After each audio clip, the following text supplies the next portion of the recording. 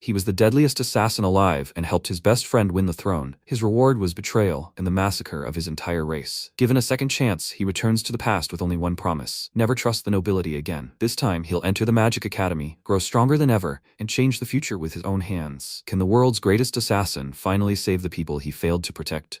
Faranes is a kingdom ruled by magicians. The long war for the throne was finally coming to an end. That night, he would finish off the 9th prince, Heinz. The subordinate bowed to the prince and said he was only waiting for his order. He had made a wise decision, and only he, His Highness, could become the next king. He began shouting that he was in a separate palace and that they should leave no witnesses. They must kill everyone, guards and servants, without exception. The subordinate told him, His Highness, and he began shouting, what? If he had something to say, he should speak quickly. The man replied no, he was just a little nervous. A moment later, Van burst in, grinning and apologizing for interrupting their conversation. He was the second prince, right? The prince exclaimed in fear and shouted, who is he, and how dare he enter here? The subordinate prince assumed that a pesky rat had gotten in, and a moment later, decided to start a fight. He leaped into the air and pounced on Van, when suddenly, through those red eyes, he realized that in this sacred kingdom, there was only one filthy, inferior race devoid of magic. A Galda without a mage. That's what he'd tell him. Cheap tricks wouldn't work on him. He gripped his weapon tighter and pounced on the protagonist, who easily parried his attack. The boy fell to the floor, and the prince screamed, how could this be? How could he have done that with a fist devoid of magic? It was a fatal blow to the head. Van explained that if he struck the bridge of the nose at the right angle,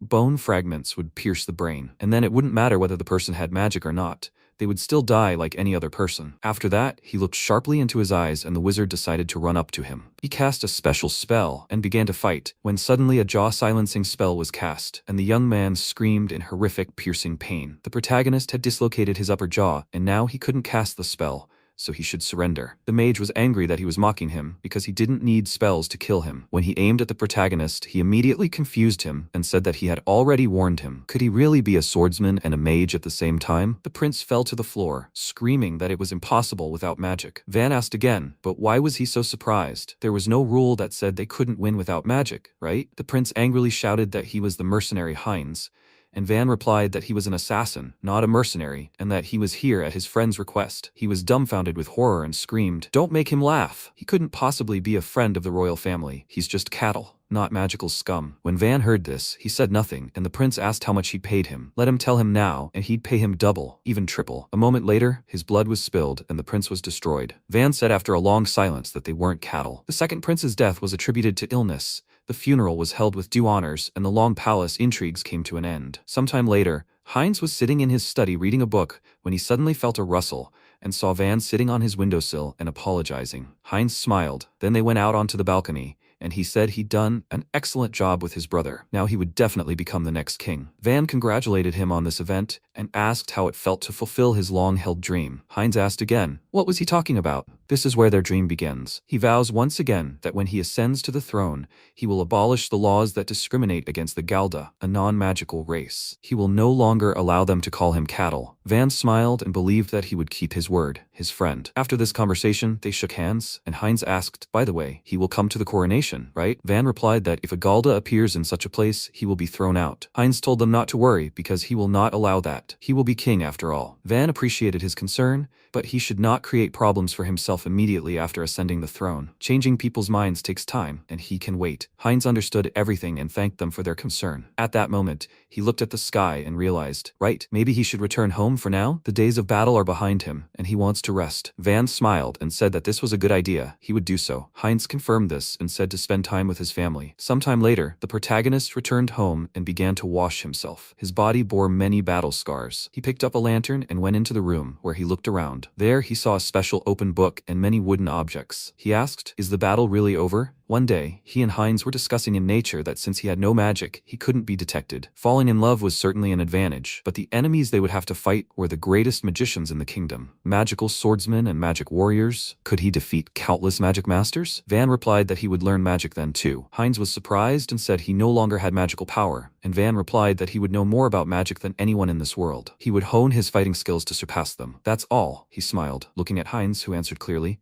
that's just like him. At that moment, he grabbed the book and said that it had truly been a long battle. When a new day dawned, the protagonist, wearing a cloak, walked into the city market, and a vendor shouted welcome to him. Let him come and look at this. The nearest southern fruit had just arrived from the ship. He thought about how rare this was. He hadn't been home in a long time. Maybe he should buy a treat. He remembered his sister and thought that she'd always loved them and would probably cry with joy. This thought made him smile, and he said he'd take one of those fruits. The vendor replied, "Of course, dear customer, just one copper coin." Van suddenly froze, and the vendor started yelling, "Damn it. Let him get out of here. Doesn't he see that they don't sell gold?" At that moment, the protagonist pulled out another coin, and when the vendor reached for it, he pulled his hand away and asked, "So, is he selling it to him or not?" "What's wrong?" The surrounding vendors began whispering that it was a galda. Why was it wandering so calmly through the capital? They shouldn't come near, or the curse of losing magic would come. Van, hearing these words, thought about how it couldn't be infected. The only time in the world where magic was lost was when the Galda were a non-magical race. The ancient kings rebelled, threatening to turn the Galda, a magical race, into mere cattle for the Alkasal magical race. Creating class distinctions based on magical power, the magical race exploits non-magical power and uses them for dangerous work and as cannon fodder in war. Only taxes are equal for everyone. When discontent with the monarchy and social tension grows, it begins with the massacre of non-magical races. They simply turn a blind eye. All the troubles in this country are due to the cursed race and the Galda.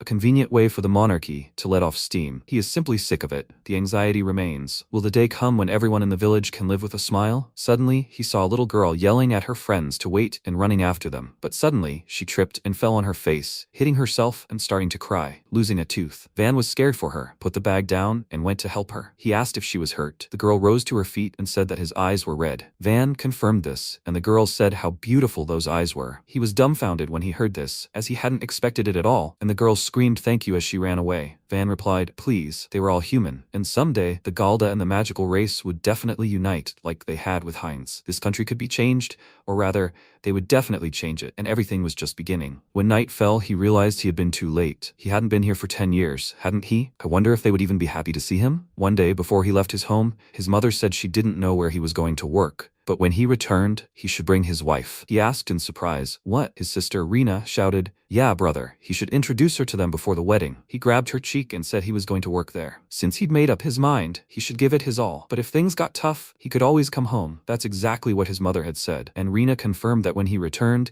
she would cook his favorite mushroom soup. He should take care of himself and be careful. After that, she gave him a necklace as a keepsake. They hugged him, and the protagonist looked at the necklace he was currently holding. As he approached the village, he saw everything burning. He was dumbfounded by the horror he'd experienced and exclaimed, "What? Is this a fire? Is everything okay?" He ran into the village and started screaming, "Is it him, Van? Is everyone okay? Where are they?" Van saw many dead people and tried to help them, asking if they were okay. When he saw serious bleeding wounds, he realized that something terrible was happening here. He turned around and saw hanged people. When he looked at them, he saw that many dead people and girls were lying next to them and screamed, "What's going on? Were they attacked by bandits? But why would they have gone so far?" He thought about his dear mother and Rena and realized that they were not here. He begged them to please be alive. He did everything for the two of them. That's why he continued to fight. He wanted to make this country a place where his mother and Rena could live happily. When he approached the house, he saw that his mother was hanged from a rope on a tree. He was dumbfounded and looked. Is it really her? When he came closer, he turned her body over and saw her murdered face. He cried out in horror and screamed that this simply couldn't be happening. Suddenly, the protagonist heard Rena calling him. He turned around and saw that she was covered in blood. Then she tried to sit up, and he yelled at her to hold on. He picked her up and asked, "What the hell?" She was yelling at him to run, not to hunt him, brother. Van was dumbfounded and asked, "What does that mean?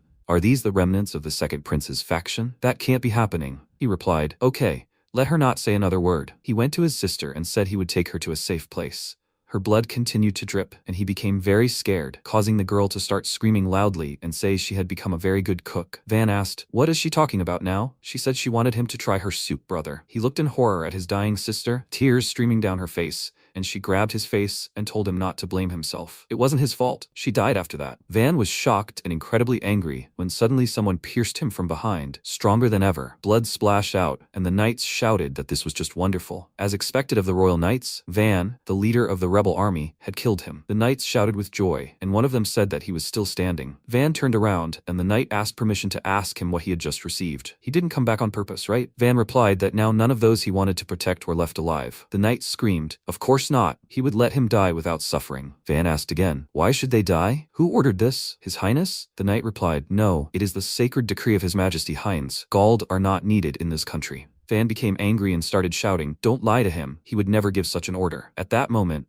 Heinz himself came out to him on the battlefield and asked, "Is everything ready?" He turned to Van and said he'd been waiting a long time and was tired of waiting. He bought souvenirs, hadn't he, since he'd been away for so long? Van shook with fear and terror and tried to ask why he'd done that. Heinz asked again, "Why?" "It was all his fault, Van. Assassins capable of bypassing magical detection and infiltrating anywhere are those who can kill mages with brute force. And the Galda that created them, they were both a threat that could disrupt the peace of their country. Therefore, they had to be destroyed." The protagonist began to scream in anger that he'd deceived him, and Heinz replied that he always keeps his word. From now on, discrimination against Galda would be erased from this kingdom, along with their very existence. Van screamed, "Don't make him laugh," when suddenly the knight attacked him from behind again. But Van immediately turned around and caught his sword with his bare hands. Van screamed that he would kill him, Heinz. At that moment, all the knights tensed, and Heinz replied that he truly was a monster. He then used his magical powers, and the knights cried out to protect his majesty. A moment later, all the knights were engaged, and Van rushed into battle. He used secret arts and Shadow Galda. This is the final bloom. A moment later, everything around lit up with a bright flash of light, and Heinz cast a spell that pierced the protagonist. After some time, the knights lay motionless. Van looked at Heinz, who said that even now he was fighting to protect the corpse. This is so typical of him. Even dying, he refuses to bow. What a hopeless and stubborn fool he is. Van remained standing, and at that moment, Heinz bid him farewell, for he was too strong. When the protagonist fell to the ground, he realized that when he woke up after such a long sleep, he would not let it end here. His revenge isn't over yet, and he has no choice but to give him another chance. Next time, he'll make things more pleasant for him. After a while, he opened his eyes and saw his house. He looked at his hands and wondered if he was still alive. Where was he? Why did this place seem familiar? At that moment, his sister Rena came to him and said he was finally awake. He screamed in surprise. "Is she still alive?" Rena asked him what he was saying. "Isn't he awake yet?" Van didn't understand. Maybe he was sleeping?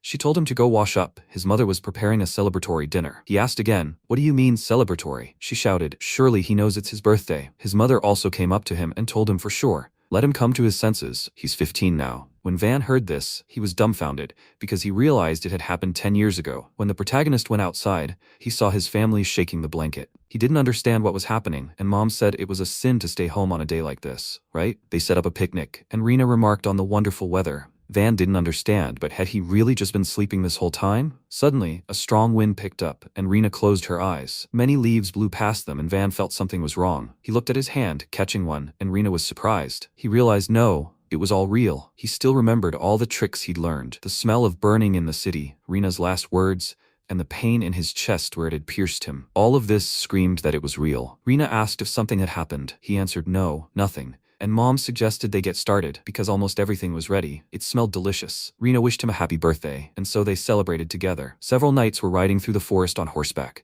and one of the girls was surprised to think of encountering a heretic hunt. The knight apologized and said they couldn't find any other mages of rank A or higher, and the girl asked, "What are the knights doing?" If civilians were harmed, they would be accused of negligence. He said they shouldn't worry about it, since what lay ahead was the autonomous region of Galda. The girl was surprised by this, and the knight asked again, "She learned this at the Magic Academy, right? They're not citizens, they're beasts." The girl silently looked into his eyes, and he said that in any case, they should hurry. The main character ate delicious food and said the taste was very familiar. His mother asked, "Didn't she cook this for him just recently?" He screamed, "That's how much he loves it." Rena hugged him and said she helped cook too, and Van said, "I understand. No wonder all the pieces are different sizes." Rena screamed at him for being a bastard, and his mother sneered at them. Van looked at his mother and sister, wondering if he'd really gone back 10 years in time. So he'd been given a chance to fix everything, but what should he do now? At that moment, his mother turned to him and asked if he was still worried about it. He was surprised and realized, yes, Gald boys choose their path at 15, and without a father or family business, he had 3 options. The first was to take a low-paying job in the city, leave the city for hard, dangerous work, and endure disdain, or become a mercenary. They don't have magic, but many possess incredible physical strength,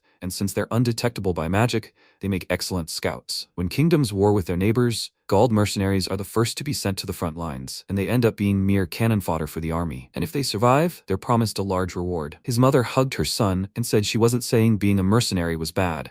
They were only eating today because of his father's good fortune on the battlefield. But he was her only son. The mortality rate among mercenaries was high, and yet many chose this path to survive. In a past life, he disobeyed his mother and became a mercenary. And that's when he met Heinz. When they exchanged glances in the past, that's how they met. Suddenly, they heard a loud ringing bell. It was an alarm, and Van couldn't understand how he could have forgotten about it. Rena asked what was going on. He started shouting at them to leave the city, and Mother jumped up from her seat and said, "Wait, where was he running?" Many mages gathered around the shackled people and shouted that the gods had commanded it. Filth was a sin. Their sacred blood should be forbidden, but their kingdom hid the despicable filth called Galda. Dirt is born from darkness, and it calls for darkness. These were the Purifiers, a fundamentalist group within the main religion of the Mage Kingdom. Their ideology was so radical that even the church labeled them heretics. One of their core beliefs was that the Galda were minions of the devil and must be exterminated. On his 15th birthday, the Purifiers were declared heretics, and the exiled capitals fled to the Galda Autonomous Region. This city, of course, had no competent security.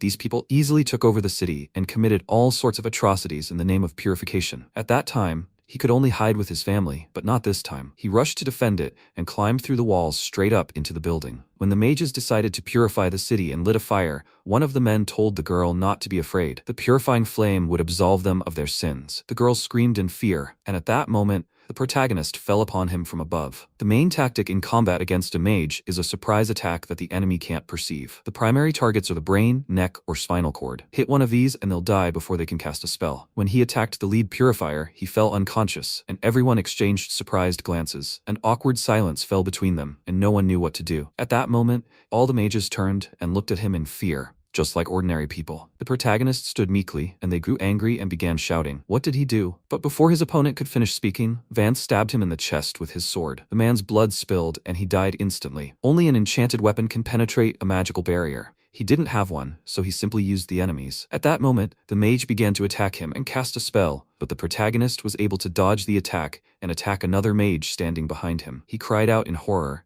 and Van realized there were only 3 of them left. At that moment, someone shouted at him to stop. It was the mage holding the hostage and told him to kneel. Do as he says, or this woman will die. Van cursed and realized there were more of them beyond the square, and said that this was unfair. If he gave in, they would kill her anyway. He asked, didn't he feel sorry for her at all? He drew his sword and told the girl that if she wanted to blame someone, she should see this boy. Van shouted at him to wait, and said that this should be enough, right? He raised his hands, and the man, smiling, said that this should have been the case from the very beginning. He called the others, and at that moment they pounced on Van, shouting at him to get what he deserved. He fell to the ground and curled up into a ball. The mages came closer and started shouting, "Little freak! How dare he mess with them? Let him get it now, and that too." When they kicked him, one of the mages said enough of this and let him finish him off. Another asked, what is he talking about? He'd killed their comrades and shouldn't make him suffer. Someone exclaimed, no, that boy, there's something he doesn't like about him. He needs to be killed now, or else it will be bad. The boy asked again, what is he talking about? He told him to move away, because he'd do it himself,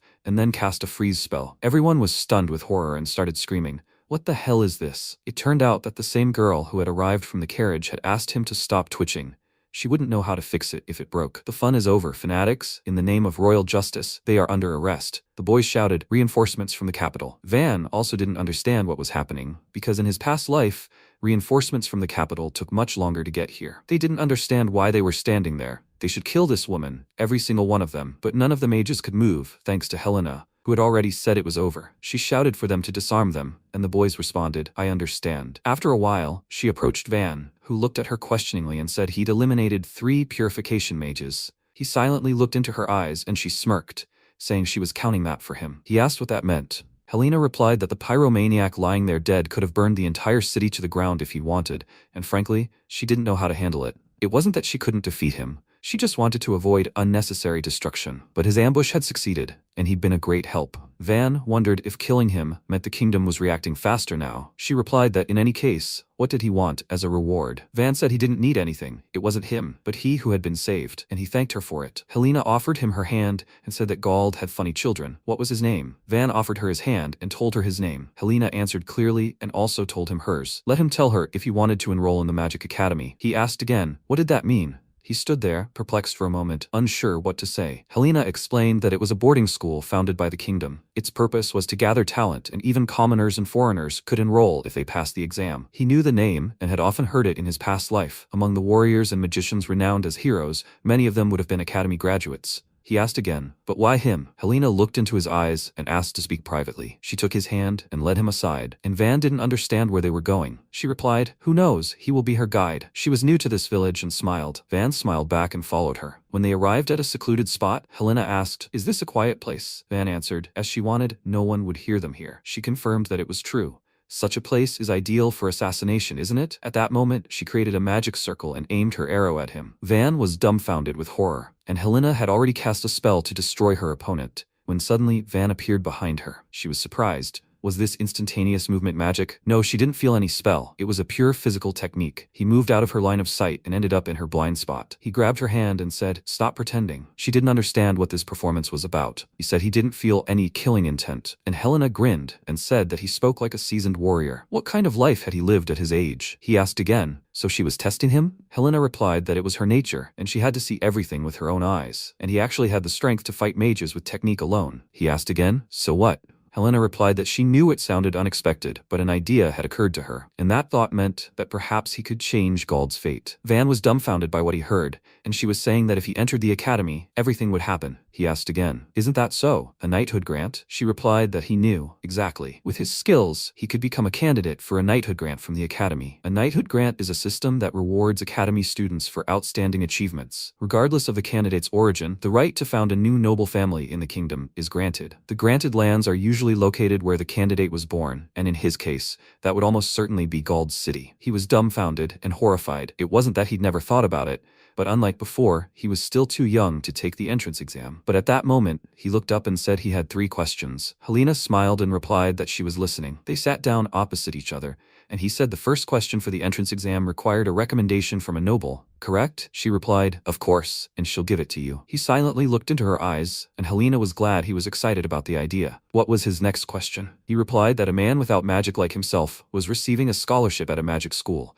and that sounded ridiculous. What would she say about that? She answered truly, and he remained silent. Helena added that those who had received scholarships in the past, defying all tradition, all had one thing in common. They were discovering new principles of magic. Building magical potions, studying magic circles, and using magic aren't the only principles of magic. Defeating a mage without using magic, there's no reason his path can't lead to a noble title. If he can get everyone to acknowledge his power, then everything will work out. Van replied that he didn't fully understand, but she was saying it was possible, and that it all depended on him. Helena confirmed that was the case. Van said that his final question was, what was her goal? She looked him in the eye, and Van asked what she would make him do once he received the noble title. When he asked, Helena replied, he doesn't trust her. He replied that he simply wanted to know what she would gain from him becoming Lord of Gald. She remained silent and said that she really would get something out of it, but she couldn't tell him what exactly. Van got angry and there was silence between them. Suddenly his sister ran up to him and shouted, "What is he doing here?" He said nothing, and Rena asked again, "What do you mean nothing?" She heard everything. He was fighting bad guys. Van scratched his head and apologized for worrying her. "He's fine, so everything's fine." She hugged him and shouted, "Brother, he always says he's fine, and then does something reckless again." She and her mother were very worried about him. She continued to stand and hug him, and at that moment, Helena looked at them silently,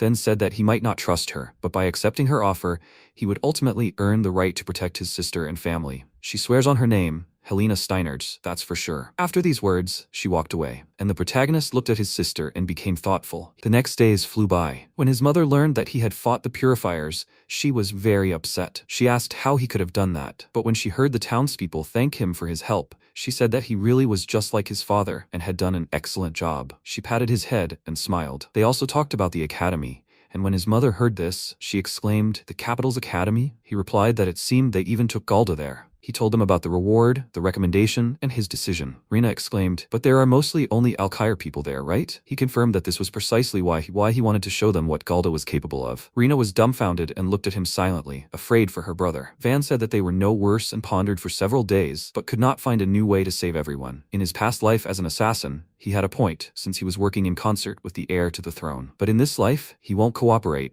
and without a clear plan, he can't take over the kingdom alone. He doesn't know Helena's true intentions, but if he accepts her offer, it could truly open a new path. He's already died once, so even if the path is dangerous, if there's even the slightest hope, he'll take it. He wants to eradicate discrimination against Gald in this country. His mother and sister were dumbfounded by his decision, and his mother was completely horrified. She said it seemed like even if she said no, he wouldn't listen. Van asked if she forgave him. She replied that even if she told him to stop, he still wouldn't listen, right? He got this stubbornness from his father, and she smiled, and he thanked her for those words. But when she sat down at the table, she asked, by the way, if he'd thought about how he was going to pay for admission and tuition. The academy isn't free, in case he wasn't aware. He realized he hadn't thought about it at all, and his mother replied that nothing could be done about it. Everything was fine, and she'd figure out something about the money. Rena exclaimed that she would work too and help him. The protagonist raised his trembling hand and forbade them to stop, as he couldn't force them. But could he earn that much money on his own? There were no high-paying jobs in Galda, but the money problem was solved surprisingly easily. He had a bag of gold, brought by Helena especially for him. The protagonist asked again, "What's that?" She replied that it was a reward for defeating a faction. And that feeling, hadn't she told him? When he began to say goodbye to his family, his mother told him something. He would be treated poorly in the capital simply because he was from Galda, and he would have to endure a lot. But he mustn't let this break him. He must live with his head held high. He was his mother's pride and joy. Van smiled and said he would try to do it, and Rena exclaimed that when he returned, he would prepare his favorite mushroom soup. He thanked her for this, patted her on the head, and said that he would look forward to this moment. Well, now he was leaving. His sister and mother saw him off and waved after him. This time he would definitely keep his promise. When the protagonist arrived at the right place, he was stunned by the scale. So this is what the academy was like. When he entered, he saw the school students. One of the guys introduced himself to the guard and said that his father recommended him. The knight bowed and said yes, please let him in. The next girl was Elizabeth, recommended by Duchess Krausberg. The guard bowed again and said it was an honor to meet her. Please let her in. The protagonist was next, and when he approached, the guard started shouting, "What the hell is he doing here?" Van got scared and everyone started discussing. They won't let the Gald in, will they? Why did the academy need a Gald? The protagonist thought about it, thinking it was just as he'd thought. He'd said he wouldn't do anything to them. He just wanted to submit an application. The knight screamed. Did he even understand what he was asking for? He asked again. This is the academy, right? He'd heard that a Gald could get in if he passed the exam. The guard started yelling at him for being a freak and threatening to put a spear to his throat. Stop talking nonsense. Van was stunned and realized he'd made a bad move. Controlling these forces wasn't a problem, but if he made a fuss here,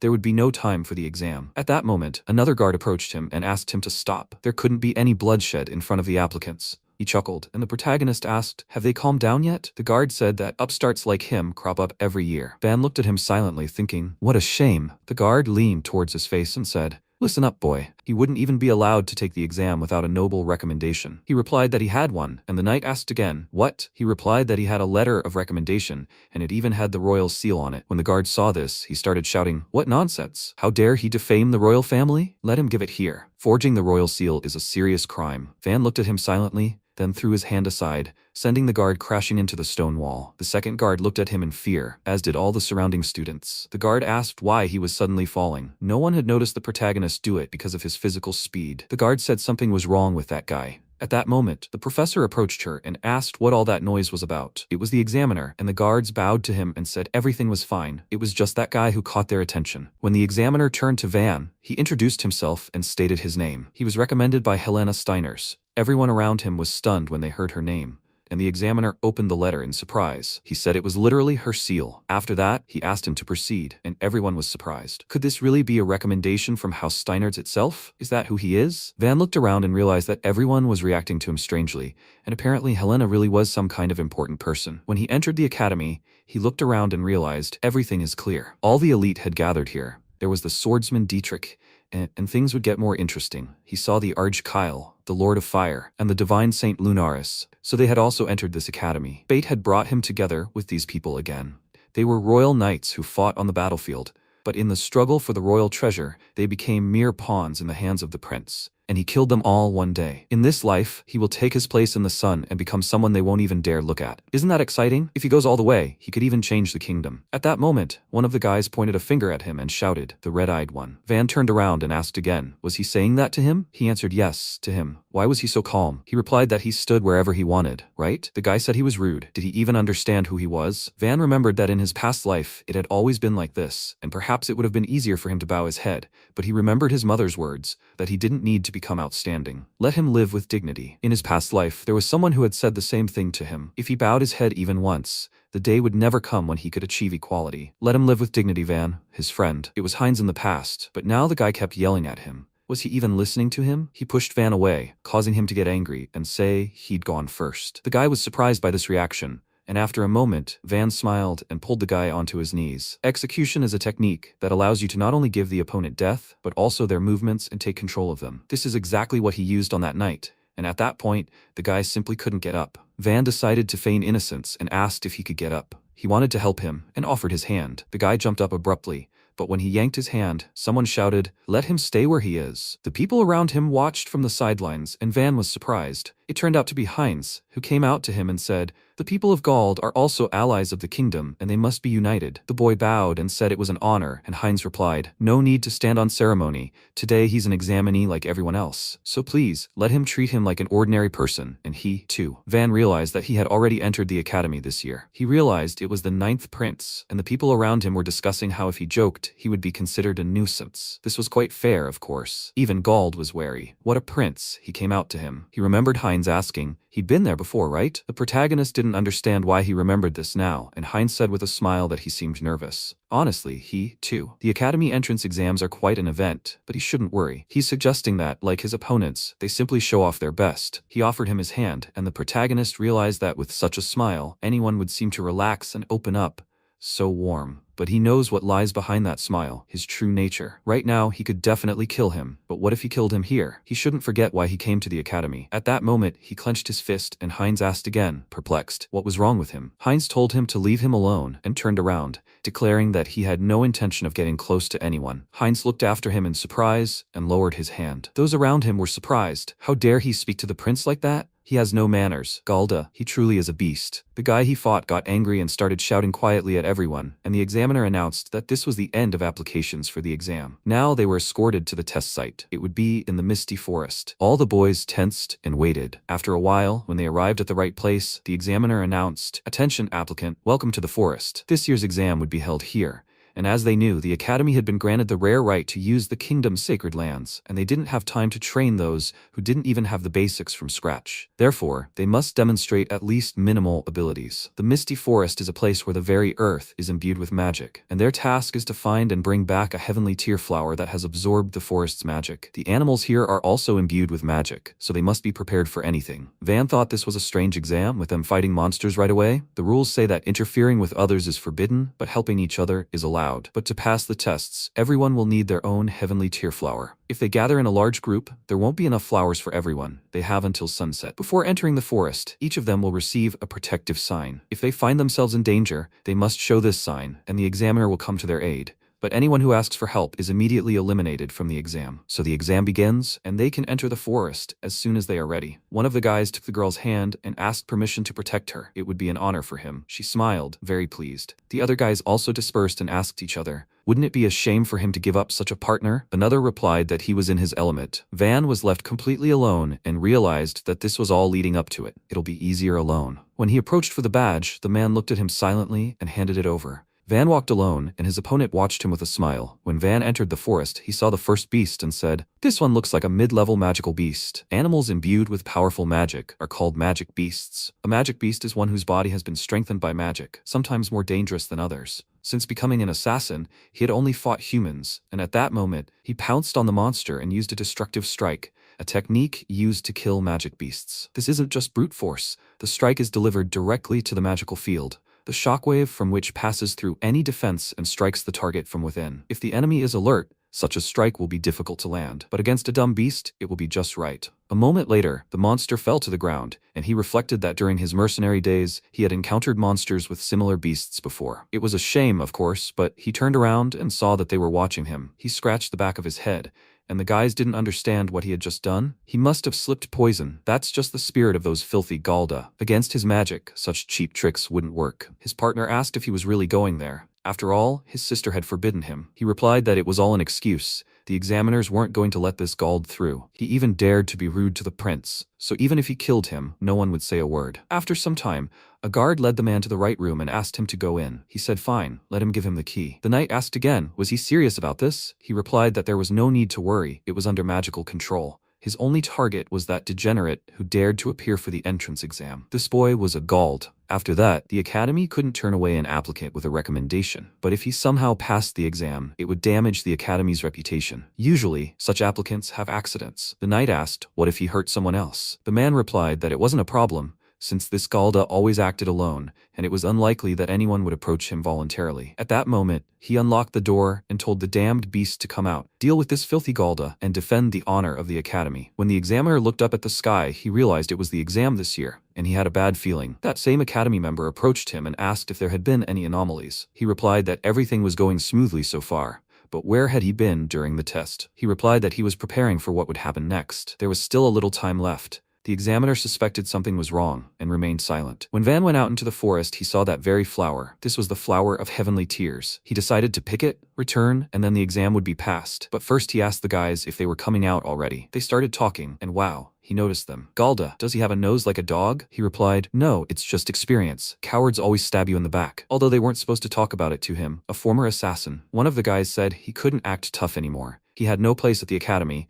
and they would prove it to him now. Van replied, "Stop pretending. They just want revenge for what he'll take in public. That's all." It was petty pride, and he would quickly put them in their place. His opponent grew angry and shouted that he would never forgive him, and at that moment Van realized they were mage wielders working in tandem. So what should he do? There are 3 main fighting styles that utilize magic. The most common is releasing magic in the form of spells. The second is infusing magic into a weapon, such as a sword. The third is strengthening the body by concentrating magic within oneself. That's a mage fighter. Combining different styles is a good way to cover each other's weaknesses. The guy passed out and said it seemed they'd never killed, but at least they had the resolve. However, he couldn't kill them. The death of some Gald would be chalked up to an accident during an exam. But if the youngest son of an aristocrat died, his entire family would rush to find the killer and seek revenge. The outer nobles, who lost their masters in the war, still lived by the laws of troubled times, and he had already decided that this time he would take the bright path. He would no longer kill anyone, and yet force them to admit defeat. His opponent's face twisted, and he said he didn't like the look in his eyes. Gald, the freak, he used the dancing blade, the sky cleaver. The protagonist fled, and the guy asked, did he dodge a fatal blow? He had good intuition. He asked again, a blade of wind, right? He shouted that it was sky splitter magic, a wall-trike technique. For someone who couldn't see magic, it was an invisible blade. The boy asked again, were he scared? If he wanted honor, he should kneel. And Van said, perhaps he didn't happen to supply wind to the palace? When he asked this, the opponent became very angry and shouted that he would destroy him right then and there, and then, shouting the storm's sky splitter spell, he struck Van, who easily managed to get back up, and Van wondered how he could see it. Van wondered if he was so consumed by the lust for murder that he could see everything. At that moment, he destroyed his opponent by punching him in the stomach, and the boy began coughing in pain and terror. His friend decided to intercede and, holding out his sword, asked, how dare he? The protagonist thought that it was an ordinary magical weapon, and until he touched the blade, it was just a sword. But it wasn't as simple as it seemed. Usually, the tip of a sword moves 2 or 3 times faster than a fist. However, Van, with his lightning-fast strike, controlled not the sword, but his opponent's wrist. So he twisted his opponent's arm and forced him face first onto the ground. When the boy fell, he screamed in pain, and his opponent muttered, no. He asked, do you want to continue? If this was going to happen, he wouldn't hold back. The boy was terrified and began to apologize. He'd been wrong and was begging for forgiveness. Van asked him to wait, but at that moment, he looked away. He had a strange feeling and suddenly realized they had to leave immediately. A huge beast appeared right in front of him. The boys were frightened, and at that moment, the monster knocked them aside with the first blow. They fell to the ground in great pain, and Van also didn't understand what was happening. He looked questioningly at the creature, which began attacking and running at them again. The boys trembled, saying that this couldn't be happening. Where did such a high-level monster come from? The monster growled, and Van realized that it was preparing for the next attack. It was a helm-borer magic beast, also known as a cursed fang. This creature's charge, enhanced by destructive magic, is comparable to a siege weapon. Van told the boys that if they could move, they should flee immediately. The boys insisted that it was impossible because of the charge. The protagonist turned around and saw the boy lift his ankle and say that most likely his bone had cracked and he couldn't stand. What should they do? He became afraid for the boys and realized he needed to run with him in his arms. No, slowing down before such an attack would mean certain death.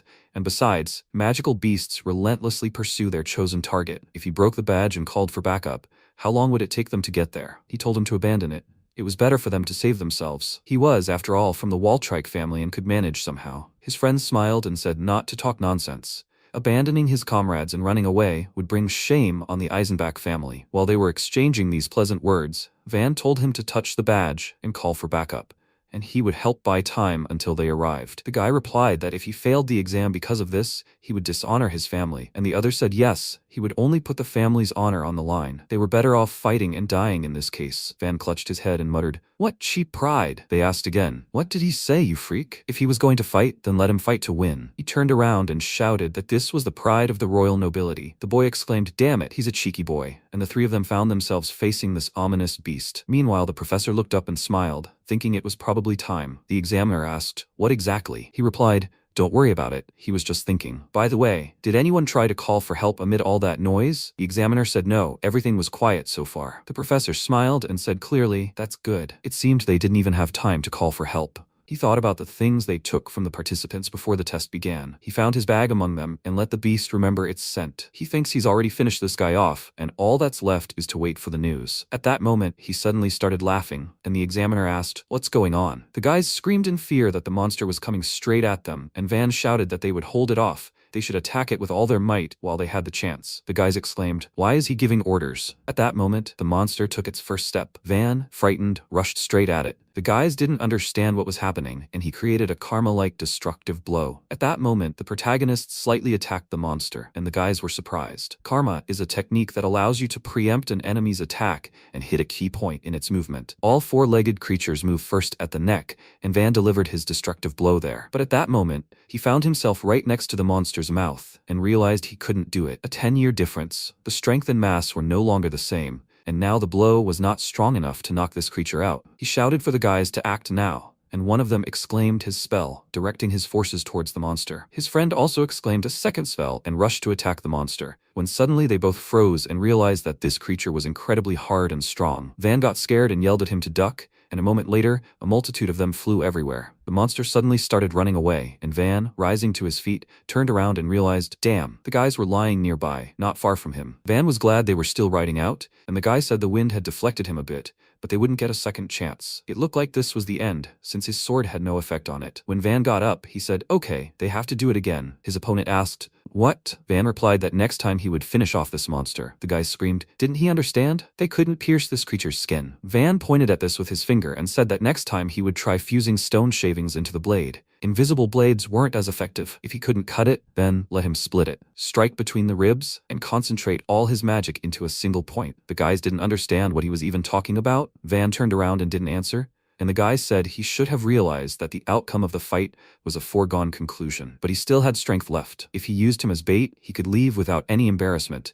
But Van replied that he wasn't going to kill him. Petty revenge didn't interest him. His goal was to have his family, to have Gald recognized as part of the kingdom. He couldn't just abandon his comrades and run away. The guy was very surprised by this, and remembered how they fought him recently and exclaimed, damn. He felt sorry for how things turned out and pounced on them again. Van exclaimed that it was coming and they had to act right now. At that moment, his opponent shouted, Sword of Wind. He used these powers and struck the monster. The structure of the shoulder blade is different from a human's. It is not directly connected to the spine. The monster growled, and Van realized what he had found, and now it was his turn. He rushed straight into the attack and screamed loudly as he jumped on the monster. A quadruped's shoulder blade isn't like a human's. It's not directly attached to the spine, giving it flexibility. However, this weakens its grip under sudden impact, so he used a technique called rotational fusion. When this happened, the monster fell to the ground and began to roar, and Van yelled at the other guy to hit it, the heart at the base, with his front paw. The guy swung and screamed loudly, but before the blow, for some reason he stopped and began to grimace in fear. Suddenly, he laughed loudly,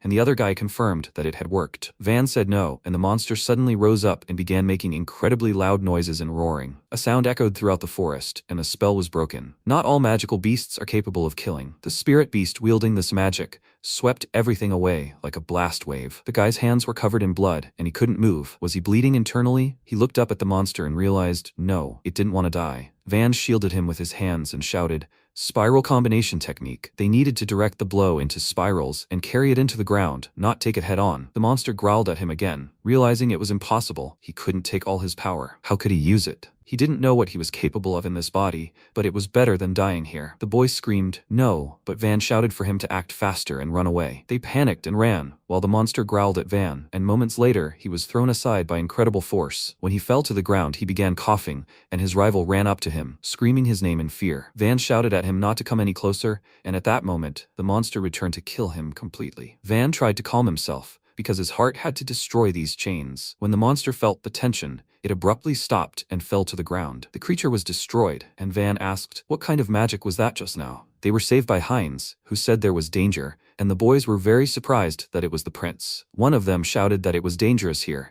and that he should leave. Van realized that, as he thought, it was him. Heinz smiled and said that he couldn't do that, because the royal family's duty is to protect those who want to live in the kingdom. The boys were surprised by his highness, and Van realized that he always knew how to speak beautifully and touch people's hearts with his swords. and then he sent them straight to their deaths. Heinz said, "Well, so now they're uniting against this enemy." Van replied that he refused, and the boys turned to look at him in surprise. Heinz didn't understand what he said. Van replied that he refused. He didn't need his power. The boys shouted, "He's a prince. He should watch his words. If it weren't for his majesty's will then." But before they could finish, Van replied that they were only here on missions, and if he hadn't interfered, everything would have been fine. The boys looked at him in bewilderment, and Heinz asked, "Does he really not need his help?" Van replied, "Yes," and then told them to simply watch from here silently and behave as befits a royal family.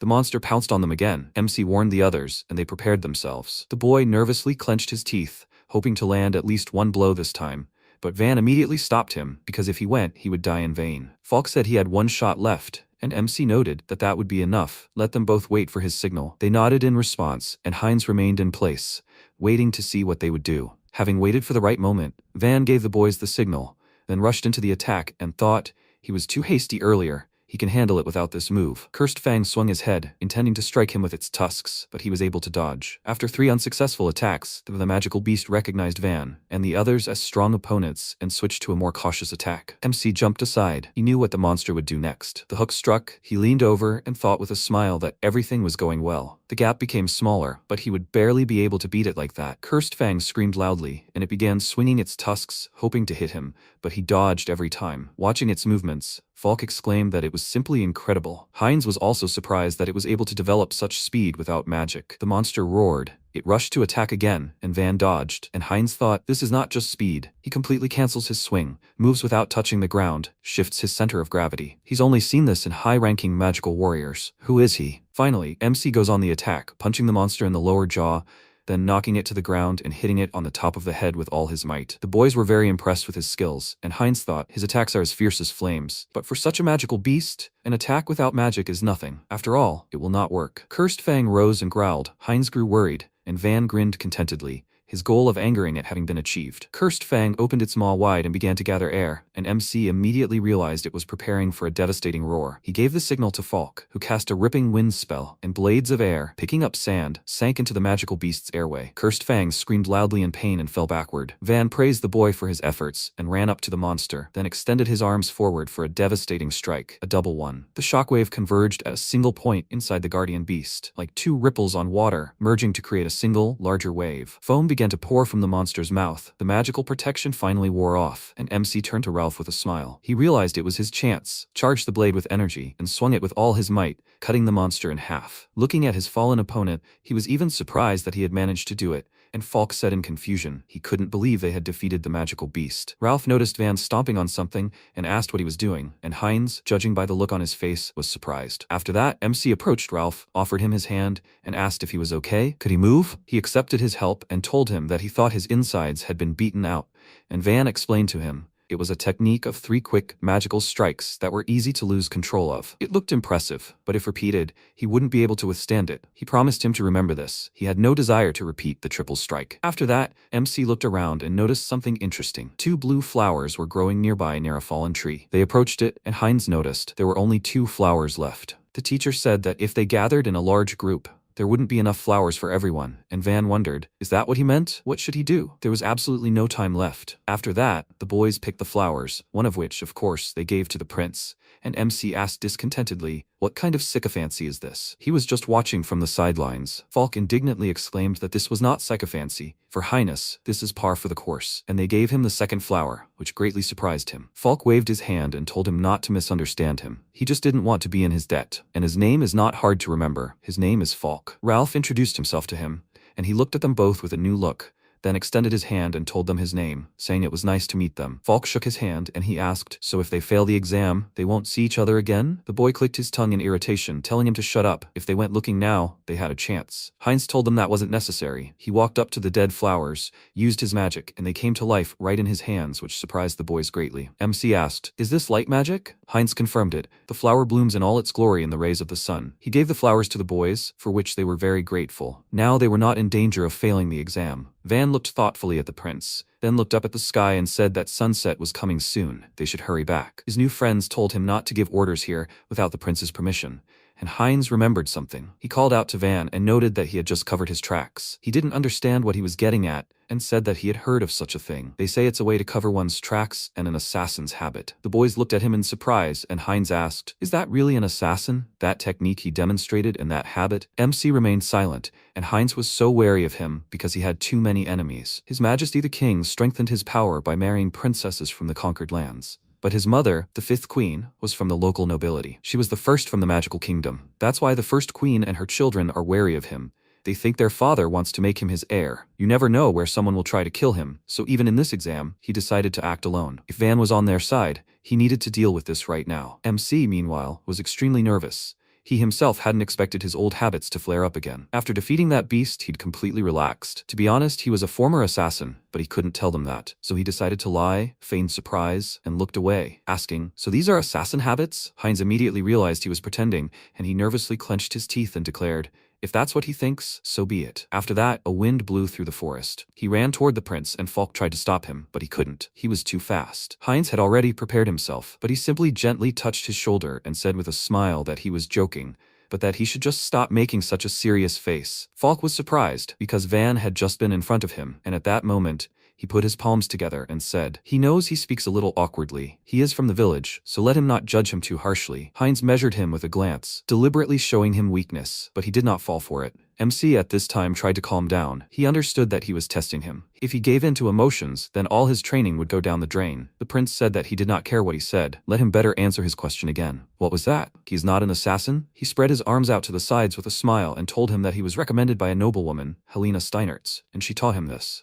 Since his only weapon is hand-to-hand combat, she advised him to hide his skills. He mentally apologized to Helena, and Heinz was surprised and asked, was he here on the recommendation of the Steinertz family? Ralph was also impressed. They were high nobility after all. Van scratched his head in confusion, saying he found it odd too, and Falk remarked, "It wasn't arrogance, but respect." Heinz considered it. Helena Steinertz, the Ice Lady. They say she's in the top 5 at the academy both in knowledge and strength, and he wouldn't be surprised if she understands mercenary matters. Besides, the Steinertz are an ancient family that serves the crown. They have no reason to conspire against him. Ralph inquired why the Steinertz chose him, to which MC replied, they told him they could give him a recommendation, so he agreed. Falk was surprised and asked, "Is that even possible?" Heinz stopped suspecting him, and suggested that he had been trained since childhood to serve the king. Judging by his hand-to-hand combat skills, everything falls into place. If he had met him earlier, perhaps they would have become comrades. Van smiled wryly, thanking him for these words, and then the prince turned his gaze to the beast, and wondered who was more likely to plot against him. He said that if he had been caught by the beast alone, who knows what would have happened. Perhaps they saved his life. He bowed to them, thanking them from the bottom of his heart, and the boys became very excited and embarrassed. Ralph said that it was an honor for them, and Falk exclaimed that he hadn't actually fought for him. MC noted that he would soon be executed for such disrespect, and he indignantly pointed a finger at its face, exclaiming, "Did he forget what he just said?" Heinz looked at him and thought, he's not trying to get to the bottom of the truth, he just wants to hurt him. This guy really is weird. Meanwhile, the students gathered at the entrance to the misty forest. Some had passed the exam, others were suffering and wondering how to justify themselves to their parents. The professor asked the guy how many were left. He said that there were 4 more, including the prince, and the man became nervous, realizing that something was wrong. What's going on there? Originally, this forest only contained animals that the prince could handle without any problem. He doesn't want him to get hurt by encountering his animal, but he still doesn't come back. Did something unexpected happen? The other students noticed someone coming out of the forest, and the man turned around worriedly, thinking it was the prince, but it turned out to be just Van. Seeing everyone looking at him, he asked, "Have they all come out to greet him?" The man was very surprised that he had actually made it out of the forest alive, and the examiner approached him and inquired about his health. The professor pointed at him in shock, asking why he was even alive, causing the examiner to look at him in confusion, and MC asked with a smirk, shouldn't he have survived? The professor realized he had almost given himself away and awkwardly cleared his throat, saying he was surprised he had made it out of the forest alone. He replied that he wasn't actually alone. The boys followed him out of the forest, dragging a monster, and kept complaining that he wasn't helping them at all. This made the professor even more shocked, and he screamed, "What the hell is that?" The examiner examined the monster and asked if it could really be Cursed Fang. Falk told him that it had suddenly attacked them in the forest, and since it could have been targeting His Highness, they had brought its body as evidence. The examiner and the professor simultaneously exclaimed that this was impossible. One was shocked that the monster couldn't finish them off, and the other was perplexed as to where such a beast could have come from in the forest. Hearing the professor's exclamation, the examiner turned to him and asked what he had just said. Fortunately, he couldn't make out anything, and the professor nervously replied that he was simply impressed that they had defeated such a monster. Heinz emerged from the forest and joyfully spread his arms out to the side, saying, "It was a truly magnificent battle." Seeing him, the professor was horrified, and the examiner approached the prince and asked if he had also fought the monster. Heinz replied that he had just happened to be nearby, and the professor realized that things were bad. He had set the monster on a member of the royal family. If this came to light, he would be finished. Noticing his expression, the prince asked if he was okay, and he nervously replied that it had been very dangerous, as expected of him. He had slain such a beast. Long live the kingdom. The boys glanced at him sideways, noticing that he was a bit nervous, and the prince repeated himself. He simply happened to be next to the monster, and the victory over it was entirely their doing. Van in particular, if not for him, everyone could have died. Everyone was very surprised. The Skalda saved his highness? Ralph patted Van on the shoulder and delightedly told the others that this guy was something else. He was a Galda, but he also understood magic. Falk confirmed his highness's words. They fought under Van's command. The professor was shocked. Why Galda? The prince said that it was nothing surprising. After all, he was under the patronage of House Steinertz. He turned to Van and asked, was he right? He had to confirm it, and he thought. In fact, Helena hadn't taught him anything, but now nothing could be done. The other students were very surprised. His Royal Highness spoke so highly of him, and he had a recommendation from the Ice Lady. Are there really capable people even among Galda? The examiner approached Van and bowed his head, sincerely thanking him for protecting his highness as one of the kingdom's subjects. He replied that he wasn't protecting anyone. The monster had attacked and they simply counterattacked. In any case, they took out flowers. Each of them showed them a flower, meaning they had passed the exam, and the examiner looked at the professor, who cleared his throat. After that, he named each one. His Royal Highness Prince Heinz Feronia, Falk Waltrake, Ralph Eisenbach, and finally, Van Kolgar. He confirmed the successful passing of the exam by these four. The boys were very happy. They high-fived each other, and Falk, with a satisfied smile, said that it was obvious they could handle it. And that's how MC became a student at the academy. The prince turned to the examiner and asked, what are they going to do with this beast? He bowed and promised him to conduct a thorough investigation and report to the royal family. Soon, the entrance ceremony took place. Everyone gathered in the great hall, and the director began his speech. He was happy to welcome them all here with all his heart. Their academy demands more than just magical talent. Above all, they must become the swords and shields of the kingdom and demonstrate true nobility. Van smiled. In his past life, he could never have imagined standing among the aristocrats. This was only a small step, but the world had definitely begun to change. He would follow this path to the end until the day came when he could eradicate discrimination in Galda. Helena was also present at the ceremony, and she was very interested in Van. Afterwards, she went to the meeting. She opened the doors to the hall, where the coolest students were gathered at a round table. The Princess of 1,000 Bloody Blades, Karina Luthier, asked. She came last, yet she behaved so arrogantly. The Silver Valkyrie, Amelia Rodenwald, asked why they had gathered here today. And the Unbreakable Fist, Arnulf Clauvius, said, if 5 outstanding people have gathered together, then there can only be one reason for discussion. The 8th Prince, the Lord of Thunder, Leonius Ferrania, agreed with him. They were probably here to decide what to do with the alien element. Helena asked, so, an alien element? Amelia said she heard something out of the ordinary had happened, and Arnulf told her. For the first time since its founding, the Academy had violated the ban and accepted Galda into its ranks. Karina said the Academy had completely lost its mind. Who will they accept next? Some monster? The Prince agreed with her. A barbarian without a drop of magic is on par with them. It's outrageous. Moreover, the one who recommended this Galda, they say, is one of their renowned 5 outstanding people. He glanced at Helena and demanded an explanation. An academy where children of noble families, possessing immense magical power, gather. Their pride often sparks conflict, and petty squabbles often escalate into duels. To maintain order in such an academy, the students once created their own disciplinary committee. And it is these 5 students who stand at the top of the academy. The 5 outstanding, the 5 crowns. Leonius inquired why the Steinertz family had suddenly recommended some Galda, to which Helena calmly replied, they simply acknowledged his power, and that's all. Karina laughed and asked if she was in her right mind. These scum are cursed by the gods. They simply cannot have power. Amelia agreed with her.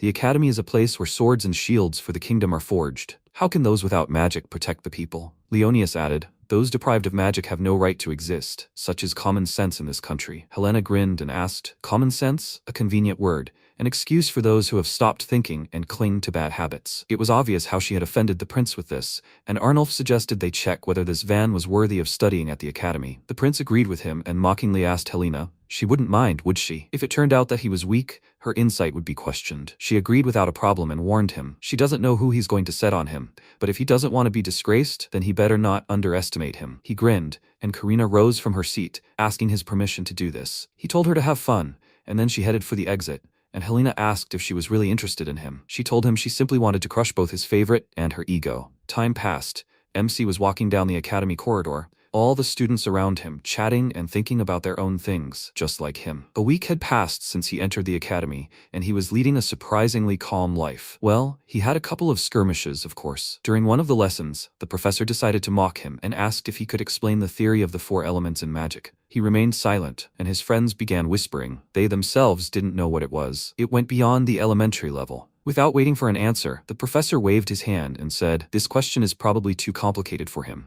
Lousy Galda can hardly even read." But Van knew everything. He stood up and answered him. The theory of the 4 elements is a theory that stabilizes the resonance of the 4 main factors, flow and density. This prevents stagnation and backflow of magic, which is why it forms the basis of modern magical formulas. The professor was shocked, but he smiled and asked if he needed more detailed explanations. The professor said that was enough, and from then on, there was no more open bullying. Ralph suddenly ran up to him and slapped him on the back, asking why he was so gloomy. Didn't he want to have lunch? He answered, "It's probably thanks to him and Falk, at least in part." The boy didn't understand what he was talking about, and MC explained to him. He says that he was a great help to him. Not wanting to talk about it anymore, he suggested that they go to the dining room, and Ralph ran up to him, asking with satisfaction what had suddenly come over him. A girl with a sword called out to them. Van turned to her, already sensing that something was going to happen, and she said that he had just passed her. They both apologized to her, but suddenly her blade ended up at Van's neck, which frightened Ralph and exclaimed, "What was she doing?" She said with a smirk, "When a commoner meets an aristocrat, he must kneel. Especially since he's Galda, wouldn't it be polite to press his forehead to the floor?" He told her there was no reason to demand such a thing. They were at the academy. All students were equal here. She called him a brat and asked if he even understood the situation. Her blade almost touched his skin. Ralph was very scared for his friend and exclaimed, even though she was a senior, this was too much. She promised him not to shed blood in vain,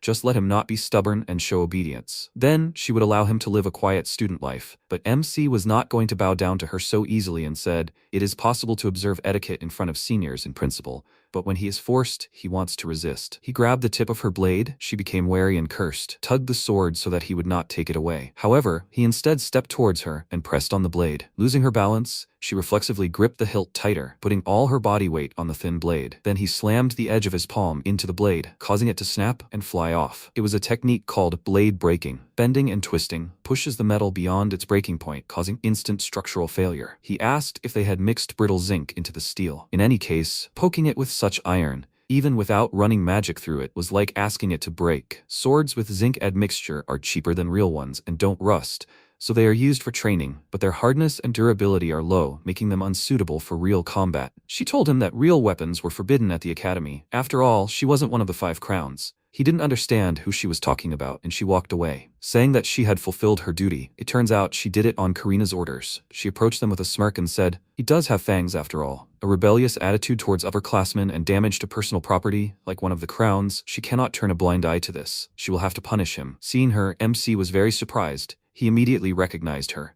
This is the Princess of 1,000 Bloody Blades, the one who took thousands of lives on the battlefield. But why is she here? In his first life, when he was an assassin, the kingdom was shaken by endless rebellions, and behind the scenes, everything was controlled by a fighting force of the remnants of the Purification faction, the Ring of White Destruction. Also, the most feared among them was the Bloody Blade Karina. She is a magical swordswoman who killed many heroes with her unrivaled skill. The kingdom destroyed the Ring of White Destruction at the cost of enormous sacrifices, but the chaos that arose at that time became the cause of the subsequent War of Succession. He saw her only once on the battlefield, but there was no mistaking her. Why is the kingdom's enemy in the academy? Karina suddenly said that she was bringing another accusation against him. He frowned, not understanding what he did this time, and she asked, staring at an upperclassman without saying a word, "Doesn't he think it's rude?" He smirked and bowed to her in apology. He just didn't notice that she was an upperclassman. She didn't like it, and his friend worriedly asked him to stop. In front of him was one of the 5 crowns. He didn't understand which 5 they were all talking about, and he exclaimed in surprise, "Doesn't he even know that?" The 5 crowns are the 5 best students of the academy. Their strength and origin are on a completely different level. This Karina is a real genius, who entered the academy at 13.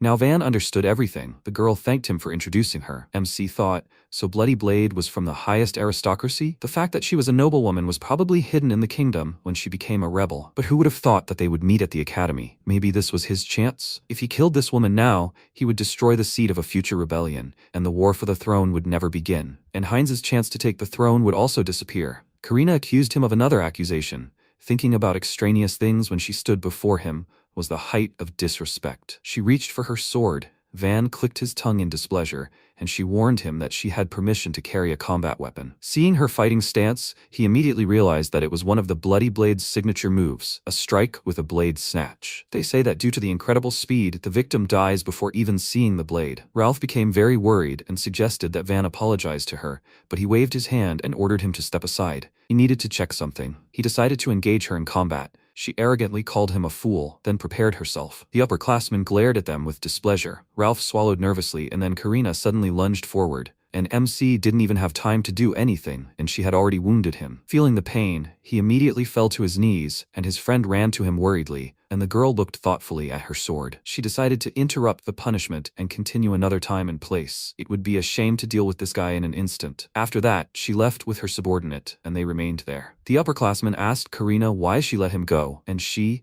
no longer able to stand on her feet, fell and answered her that she did not let him go. Her subordinate became very worried and helped her sit up, and she unbuttoned her shirt and, showing the mark of the blow, told her not to tell anyone about it. The girl was very surprised. It was the same move. She had seen it in old treatises. A blow to the solar plexus, the most vulnerable point. Karina said that she was in so much pain that she could barely move, and the girl asked, "So it was a draw?" Karina remained silent. That wasn't true at all. At that moment, she was aiming for his neck, and he, without hesitation, struck the vulnerable point. She tried to dodge. Because of this, the blade went crooked and missed its target, but his fist hit her solar plexus right on. That's an Aiki move from fencing. How does he know that? The girl said that it was definitely not a draw. After all, only Lady Karina remained on her feet, so her victory was obvious. Karina agreed with her, but only verbally. The blow was strong, but not fatal. This guy managed to incapacitate her without even wounding her. If this had been a real fight, if he wanted to kill her, he would have succeeded. She stood up and said that, in any case, she had not underestimated him. Next time, she would prepare steel capable of breaking his fangs. Meanwhile, Ralph helped his friend to stand up and asked, what the hell was that? What did he want to make sure of? He told him to forget about it and asked him to explain everything properly. He was worried about him, and in the end, he was interested, he thought, choosing his words. Karina, although she threatened him, did not seriously hit him, and she did not use terrifying magic. She called it punishment, but she held back. So he told his friend that that girl, it turns out, was surprisingly kind, and he indignantly exclaimed, "How is she kind?" But it was true. The current Karina wasn't yet a bloody blade, which meant he could change her future without killing her. Ralph didn't question him further and took him to the infirmary, and the next day Van returned to school. When he entered the classroom, the guys who had just been heatedly discussing something immediately fell silent and dispersed. He took his seat. The guys started whispering about yesterday's incident, and he, realizing what was going on, grinned. His friends came up to him and told him to ignore them. They were just weather vanes. Wherever the wind blows, there they go. MC said he didn't care, but they didn't hear him. And Ralph declared that he would go apologize to her with him, and Falk added, and he would ask his father to put in a good word with the Luthier family. Van smiled. They were very caring guys.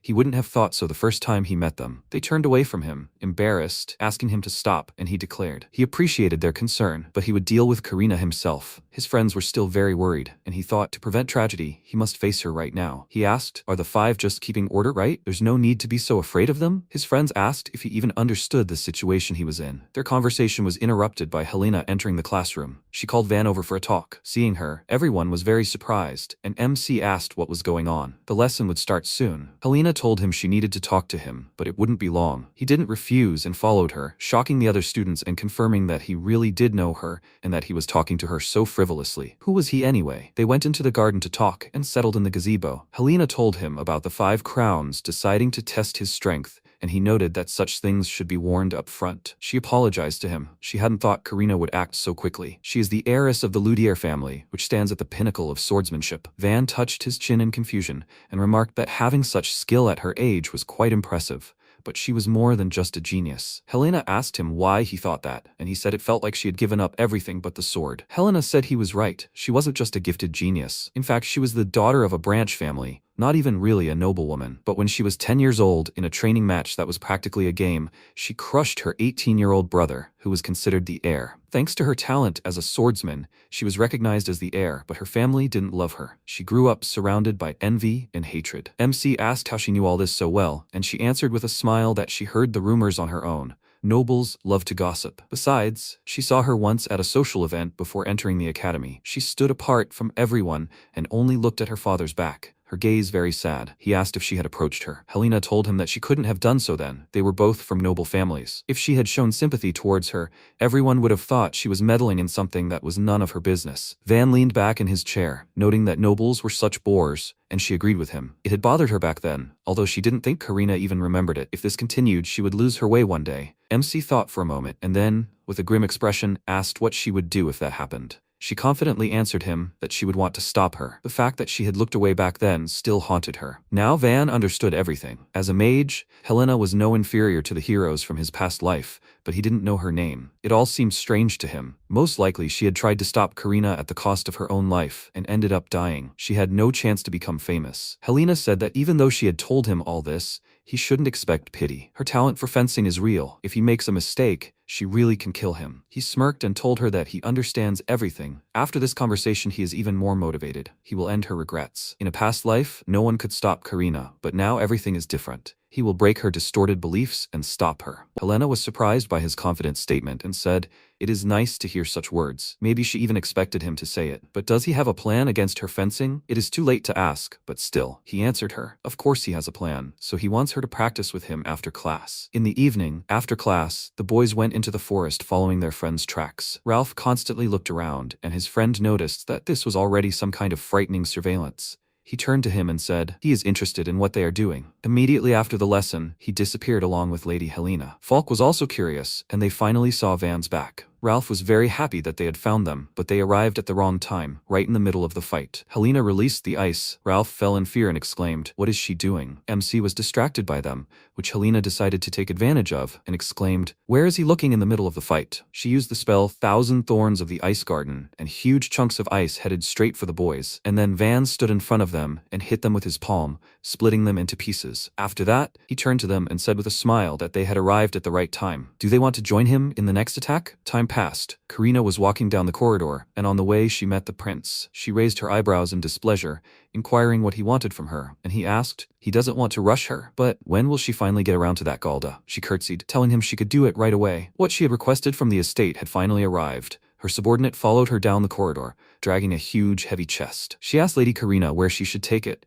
and she ordered her to take it to her room, but to be careful. The prince was surprised. He had heard of such things, but he had never seen them before. She asked him if this wasn't too much for Gald alone, to which he replied, she, who lived for the blade, couldn't come up with a better scenario. Soon, a notice was posted for everyone to see. One of the five, Karina Luthier, was challenging first-year Van Kold to a duel as punishment for a breach of discipline. And very soon, everyone had gathered on the large training ground of the Royal Academy, known as the White Ring. This is the place for formal duels between students and special trials, a sacred arena. Standing below, MC was warming up, and the Five Crowns and his friends, along with Helena, were in the spectator seats. Ralph looked around and noticed that there were a lot of people here, but the atmosphere was somehow oppressive. Falk remarked, no one expects this to be a fair duel. His friend didn't understand what he meant, and Helena said that it wouldn't be a duel, but an execution. A fight between one of the five and Galda would end in a one-sided beating. That's what everyone thought. Ralph folded his arms and thoughtfully noted, from a common-sense perspective, it's possible, but they know the truth. Falk smirked and said, Van isn't someone to whom normal standards apply. Helena glanced at the prince, standing on the very top floor, and said, looks like that guy over there thinks the same. Heinz waited for the fight to begin. His brother noticed him, and wondered why he even came to watch this. Noticing his gaze, Heinz smiled sweetly, and he immediately looked away with irritation. And finally, it was time for the duel. The gates swung open, and everyone began to wait for Karina. Dragging a huge chest behind her, she entered the arena, and Helena exclaimed in surprise, did she seriously bring this thing? Karina stopped. Judging by Van's look, he was also very surprised. After that, the girl sharply waved her hand, lifting the chest and pulling the chains off it. MC, although nervous, held himself confidently and asked, is this for him instead of a shield? Is she that caring? She ordered him to stop clowning around. This shield of blades is too good for someone like him. The chest swung open, and several dozen swords flew out, which made Van even more uneasy. Meanwhile, Helena told his friends that this was a shield of blades, a mobile arsenal, an heirloom of the Luthier family. Falk exclaimed indignantly, what's going on in the head of this Five Crowns? At this point, Karina drew her sword and pointed it at Van,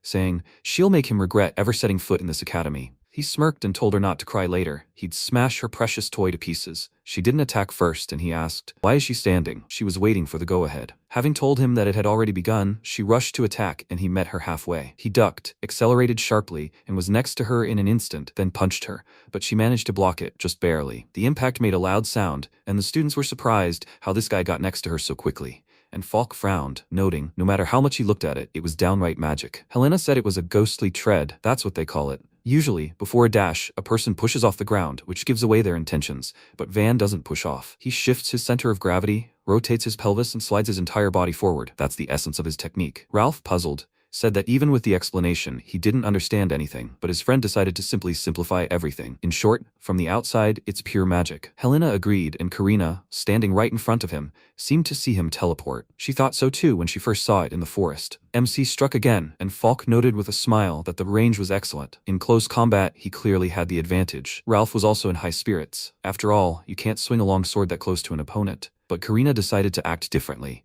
sharply turning her sword and striking with the hilt. Everyone onlookers held their breath. Fortunately, Van was able to block the blow, but he offered his hand to do so. After that, she started to press him, swinging her sword several times. He continued to defend himself, and cuts appeared on his arms, forcing him to retreat to the edge of the arena. Karina asked, did he really think she couldn't do anything up close? MC grinned. It was a half-sword technique. Ralph was surprised by this and said, long swords have an unsharpened area called the choil. What is half-sword technique? It's a close-range fighting technique where one hand is placed on the choil. He'd heard it was useful in war, but noble ladies didn't learn it. Falk noted that the rumors about her being the next holy sword weren't entirely false. However, Helena wasn't the one who thought it was a bad idea against Van. He immediately approached her, struck her with a blow, which she blocked with her blade, and then followed with many more blows. She missed one of them and clicked her tongue in annoyance, and then he enthusiastically pounced on her, exclaiming, he's only just begun. Now he was attacking, and she was defending herself. Leonius asked what she was doing. She was just taking hits. Karina's friend explained to him that it is extremely difficult for them, magical swordsmen, to evade this without magic. That's why Van's blows, which don't contain the slightest bit of magic, are invisible to them. But Karina didn't care, because a simple physical blow couldn't penetrate her defense. Or so she thought until one moment. Her magical defense suddenly dropped, and she nervously grabbed her head and asked, what did he do? He smirked and asked in response, who knows? Maybe her magic control is poor. She glared at him, but it was actually Kudo, an empty hull. Using wind pressure from a palm strike could damage the immersion channels inside the ear. Karina was in no hurry to attack. The students were surprised that Samgalda was pressing her, and the prince called out to her and indignantly asked, what is she doing? Is she a noblewoman or what? Heinz watched the fight with a calm expression. He saw that Karina was stunned, and the MC decided to end the fight, and her subordinate called out to her worriedly. As soon as he took off, Karina smirked. It was her trap. Immediately after that, a magic circle appeared in the sky. Lightning struck the arena, and her sword shattered, and at the point of impact, the entire floor around her crumbled. All the students were shocked, as was Van. She simply lowered the sword, infusing it with magic, and that's all. The blow didn't even hit him, but sent shivers down his spine. Karina threw the broken sword aside and said, this is why holy swords have needed special hilts since time immemorial. She took out a new sword and said, this is a Himmelsturz, the blade of heavenly fall. As he can see, there's one drawback. A normal sword can't withstand it. The prince grinned, realizing that she had just been toying with him until now, and the girl said, if he had missed such a blow, he would have been collected all over the arena. MC advised his opponent to be more careful with a weapon, and she said with a smirk that she would take this into account. The next blow would decide everything. She imbued the sword with magic, causing several circles to appear, and one of the students asked worriedly, was she seriously planning to kill him? His friend chuckled and told him that he had gone against the nobility, so it was only natural. But Ralph was very worried about his friend, because if he was hit, he would really die. Falk was also nervous, but told him not to worry. The main thing was to not get hit, which was possible with his ghostly step. Helena was doubtful. His attacks were effective, it was true, but they weren't enough to knock Karina down with one blow. Meanwhile, her heavenly blade could destroy it with one blow. In other words, Karina could intentionally take his blows just to use her Himmelsturz blade at point-blank range. And even if he dodged at that distance, he would be covered by the shockwave. Falk asked, without magical protection, it was certain death, right? Ralph was even more frightened. He was deeply worried about his friend and wondered what he would do. Meanwhile, Karina warned her rival one last time. Let him acknowledge his place in society, and then she would spare his life. He noticed that she was overly fixated on this place in society, and she answered that it was a given. Magical power is determined by the frequency of the blood. All order in their country is based on this. He grinned and remarked, a typical answer of an aristocrat. She thinks that if she acts like a noblewoman, she will truly become one of them? She frowned, paused, and asked what he just said. He mockingly answered her that he knew everything. She was half commoner after all. Was she going out of her way, pretending to be an aristocrat, just so that Daddy would notice her? All these memories played in her head. She stared at him in shock.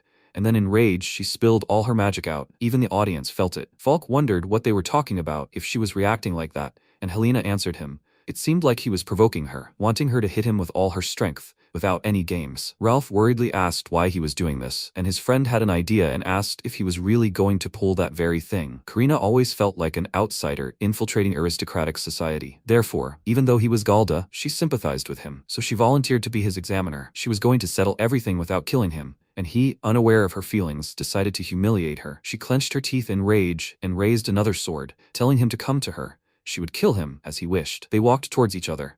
She swung her sword, but something unexpected happened for her. He simply stopped it with his bare hands. All the spectators were shocked. This was just sheer nonsense. Such a move is impossible in a real fight. In reality, you can't stop a falling blade with your palm. But what Van did was synchronize his hand speed with the blade's speed as closely as possible, and then began to dampen its momentum from the moment of contact. In that brief instant, while the sword was still descending, he dissipated and absorbed the entire force of the blow. This technique is called zero grip. The fact that he was able to deflect all of Helena's ice spears is also a result of this technique. He smirked and noted that the heavenly blade was a monstrous attack, but even its power was completely suppressed. Karina was indignant. She simply couldn't believe it, and MC took advantage of her confusion to deal her a devastating blow. She was thrown several meters away, hit her back against the armory, and fell, blood spurting from her mouth. The students were surprised. They had just seen the Princess of 1,000 Blades fall to her knees before their eyes. Could this really be the true power of that Galda? The prince gritted his teeth in frustration, and the girl was very worried about her lady. Meanwhile, Van's friends were very happy and told him not to relax and finish her off. He looked at the girl sullenly, and she asked why he didn't deliver the finishing blow. Did he really decide to show her mercy? He answered that it wasn't so. He just wasn't going to beat up an ordinary noble lady. She hadn't given it her all yet, so let her begin. Let her show him the real Karina. She wiped the blood from her lips and furiously told him not to speak as if he knew everything about her. She reached into the arsenal and pulled out of the magic circle the very sword that everyone had heard about but had never seen before. Ralph asked, "Are you serious?" His friend, although not a swordsman, even he had heard of this legendary sword. Helena said it was one of the most famous blades in their country, the symbol of the holy swordsman, the dancing blade, the star ring. It is a flexible spring sword, forged from an incredibly thin golden alloy. In MC's past life, it was called the Sword of Carnage, the Blood Chain. Karina pointed the weapon at him and said, if so, she will show him why she bears the title of the Knight of Order and what she sacrificed to get here. MC's face turned serious. He understood how powerful she was with this sword and said that he would be happy to see it. She swung the sword and exclaimed, "Here it is, her true power. Let him try to reflect it if he can." Her strike raised a hurricane, destroying the entire arena. Falk and Ralph were surprised. "Is this fencing?" Helena told them it is unique magic, a dance of blades. It was a secret technique that even her family didn't know about. She enhanced the blade's flexibility with magic and expanded its attack range to its limit. Van stood still, unhurried, and his opponent said, "The blade dance spares no one who enters its circle. It shreds everything indiscriminately, the wind, even sound." This death zone instantly covered the entire arena. He could admit defeat and flee. She didn't mind. But if he stayed, there wouldn't be a single scrap of him left. He said that she shouldn't have stretched the kill zone so much. He would approach it himself. He took a few confident steps forward. The tornado was still far away, but he only had to concentrate a little, and he could see it. Tachypsychia is a phenomenon of the brain overclocking in a critical situation. It is a defense mechanism that allows one to find a way to escape in the chaos of battle. Normal people experience it only accidentally, but MC has learned to induce this state at will. He found his way and confidently stepped into the tornado, spreading his arms wide, parrying the swift blows. The princes wondered if he'd managed to parry that. He struck precisely at the blade's tip. Van knew that a flexible sword's center of gravity was always at the tip. He couldn't be distracted by chaotic movements. He just needed to knock down the points. He waved his arms, parrying every blow, and she exclaimed, "So he turns out he was a monster too?" He told her that he simply trained more than the others, just like her. She didn't understand what he meant, and he explained, "A flexible sword chooses its owner. In unskilled hands, the blade will only wound the owner. Talent alone cannot achieve such mastery," so he wonders how much time she spent practicing one blow. She was surprised that he understood everything. It happened when she was still very young. Only once did her father show her how to hold a sword. Maybe it was just a momentary whim, but in that moment she felt a real connection with him. But that was where it all ended. Busy with state affairs, her father did not have time to care for an illegitimate daughter like her, so she decided to perfect her swordsmanship. She thought that if she became stronger than everyone else, then her father would finally acknowledge her. She trained until she sweated blood and became too strong. When she defeated her 17-year-old brother, the disdain in the eyes of those around her finally disappeared, and fear and awe appeared in their place. And even her father no longer looked at her with that warmth. He saw her as a threat. This was only the beginning. For the sake of the family's peace, to accept a legitimate heir and raise a worthy vessel, rejecting her was the right decision. And then she understood everything. She needed nothing more. She would silence everyone. She would prove her worth with absolute power. This was the only way for her to be accepted in this family. Now she screamed in rage. What could he even know about her? She pointed her sword at him. The wind blades inflicted several wounds on him, but he still dodged the main blow, which greatly surprised everyone else. How did he manage to act so quickly in the midst of such a storm? Karina exclaimed. What the hell is going on? Her blade cuts even the wind. How does he manage to dodge? There's not a drop of magic in him. He continued to stubbornly move forward, parrying every blow, and she screamed. Why is he trying so hard? Her sword was crushing everyone, and here he is, without magic. MC just wanted to prevent the uprising, but that's not all. He knows what it's like when you train so desperately to become stronger, and then your power is taken away by villains. He knows this suffering like no one else. Gritting his teeth, he continued walking towards her, and said that he hears someone crying. How can he leave this poor thing? She exclaimed indignantly that she is not crying, and he said, he sees everything. Her sword is shedding tears instead of her. Isn't that enough? Why don't you acknowledge me? That's what her sword and she are screaming. Surprise reflected on her face for a moment, and then it was replaced by rage, and she screamed. What does he even know about her? This is all she has. She needs to become stronger than everyone else to make everyone bow their heads. She unleashed a few more blows on him. He blocked most of them, but his body was covered in new cuts. He said she was right. He knew nothing, but let her listen to him. She determines her own worth. Her pain, hidden in the night, the power of every swing of the sword with which she carves her soul, that cannot be taken away. Even if no one admits it, she is a better magic swordsman, at least for him. His words made her remember the only lesson with her father. Even if her sword is aimed at the enemy, she should never wield it out of anger or hatred. She must be pure, keep her honor within herself, even on the battlefield. This is the sword of the House of Luthier. The hurricane dispersed, and Van finally reached his target and took the girl's hand. A tear rolled down her cheek, and she thought that's what her father once told her. Honor. All this is not for someone else's approval, but for remaining yourself. That's how she completely forgot what he taught her. She dropped the sword, headed to the armory, and thanked Van for these words. He helped her remember how she dreamed of mastering the sword. She took the new weapon, turned to him and said, this time she will give everything for this technique. Will he endure it? He smirked and said that he was only too glad. Everyone held their breath. Then Karina lunged forward.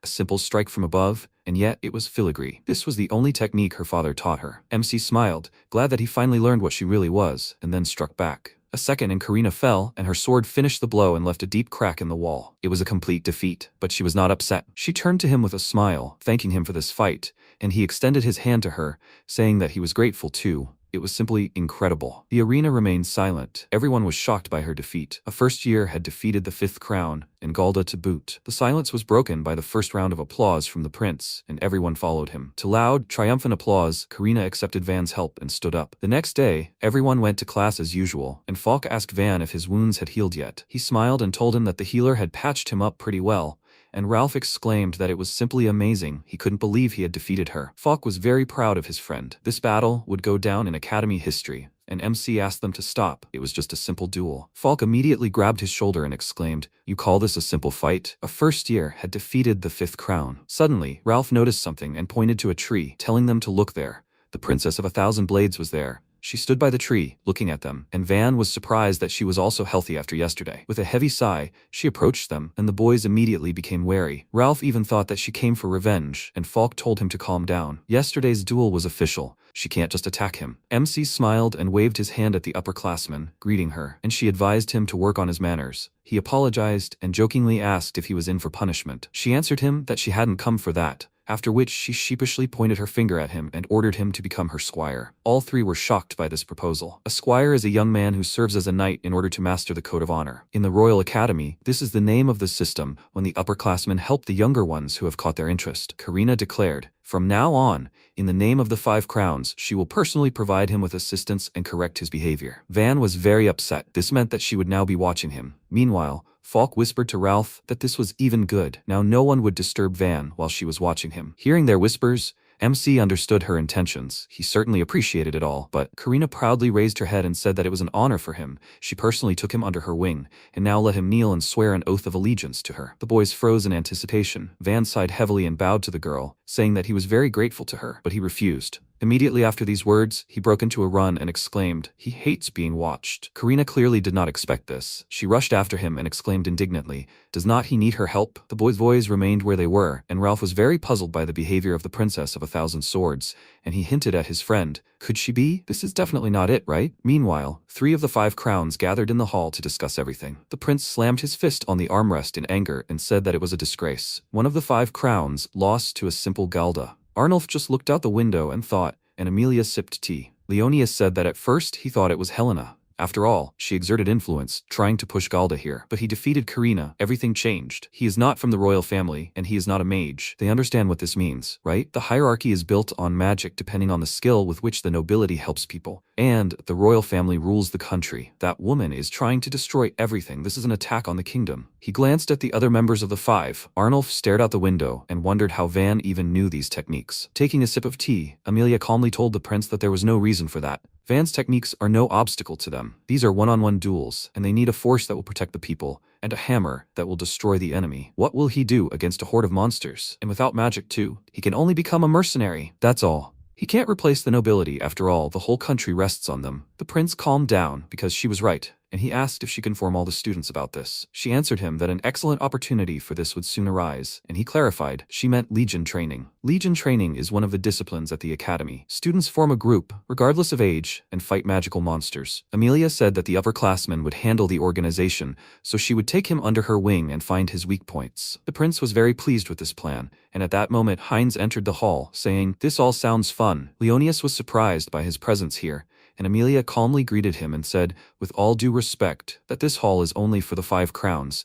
Not even members of the royal family are allowed here. He bowed, apologizing to her, but he needed to tell her something about the Legion. Could he and his friends come with them too? Amelia was surprised that His Highness wanted to join her group, and he said, after hearing her words, he firmly decided to fight her. She bowed to him, saying that it was an honor for her. Of course she agreed. Then she will train Van. She will show him that magic is an absolute power capable of protecting the country. Heinz only smirked contentedly in response. Meanwhile, Karina finally caught up and grabbed Van. Soon, Helena told Van and his friends about the upcoming event during tea. MC had no idea what it was, and Ralph gave him a brief rundown.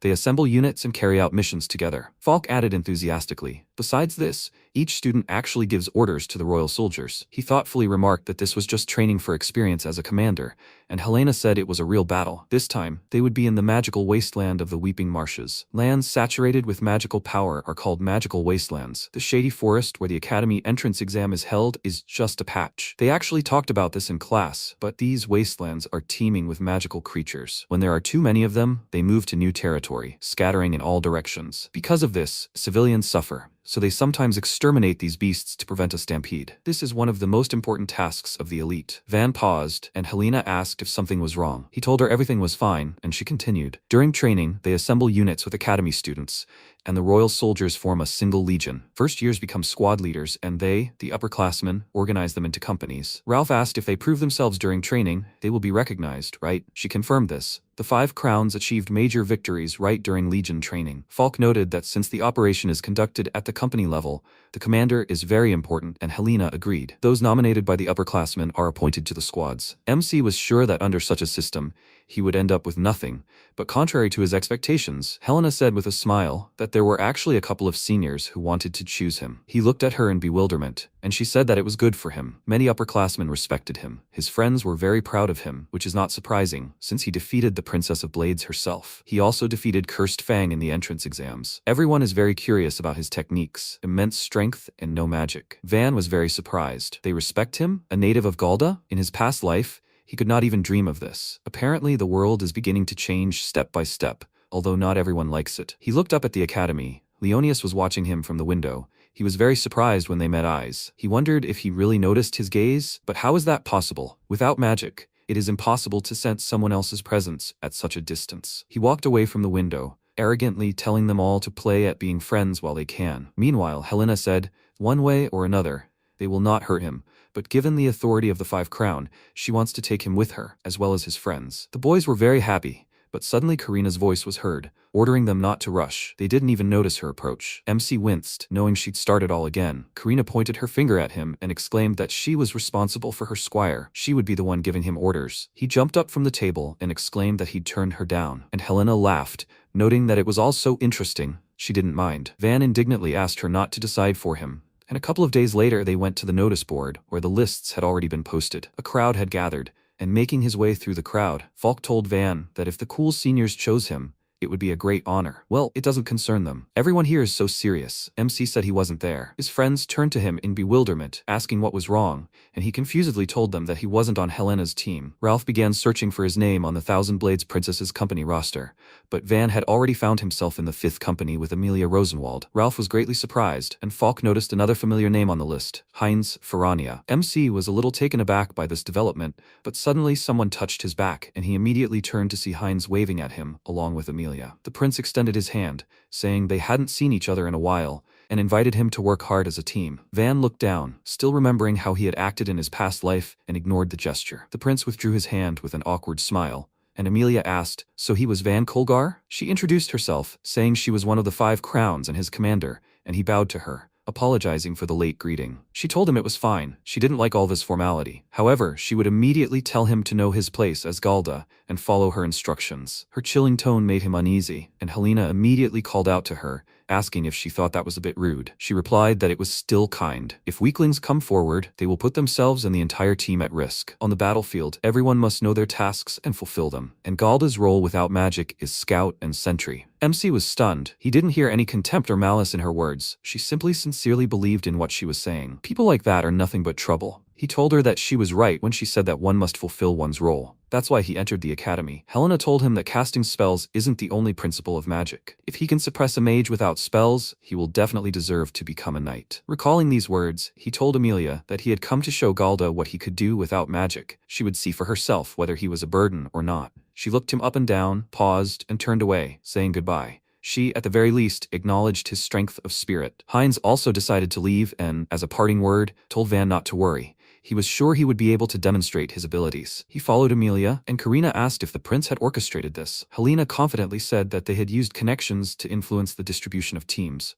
She hadn't thought things would go this far. MC was nervous. Things were only getting more complicated, and this mission was already dangerous. He had already heard about magical monsters in the Weeping Marshes. One day, the royal army encountered a new kind of magical creature, and almost all the soldiers died. The monster caused a stampede and nearly destroyed everything around it. Many became heroes in that battle, and in the end the monster was stopped. But the royal lands were reduced to ashes, and then a civil war began. His friends approached him, worriedly asking if he was okay, and he told them everything was fine. He was just thinking. The boys started discussing it, and he thought, if a new kind of monster appears again this time, they will definitely suffer, and that can't be allowed. He wanted to go with Helena or Karina, but now things were even more complicated. He glanced at them. Karina noticed it, and with a satisfied smirk, told Helena that he had just looked at her. He clearly wanted to be with her. She only smiled awkwardly in response, and he thought, perhaps she had decided to make him look like a nobody on the battlefield, but the real danger was different. This operation clearly would not end quietly. Soon, it was time to set off, and all the squads,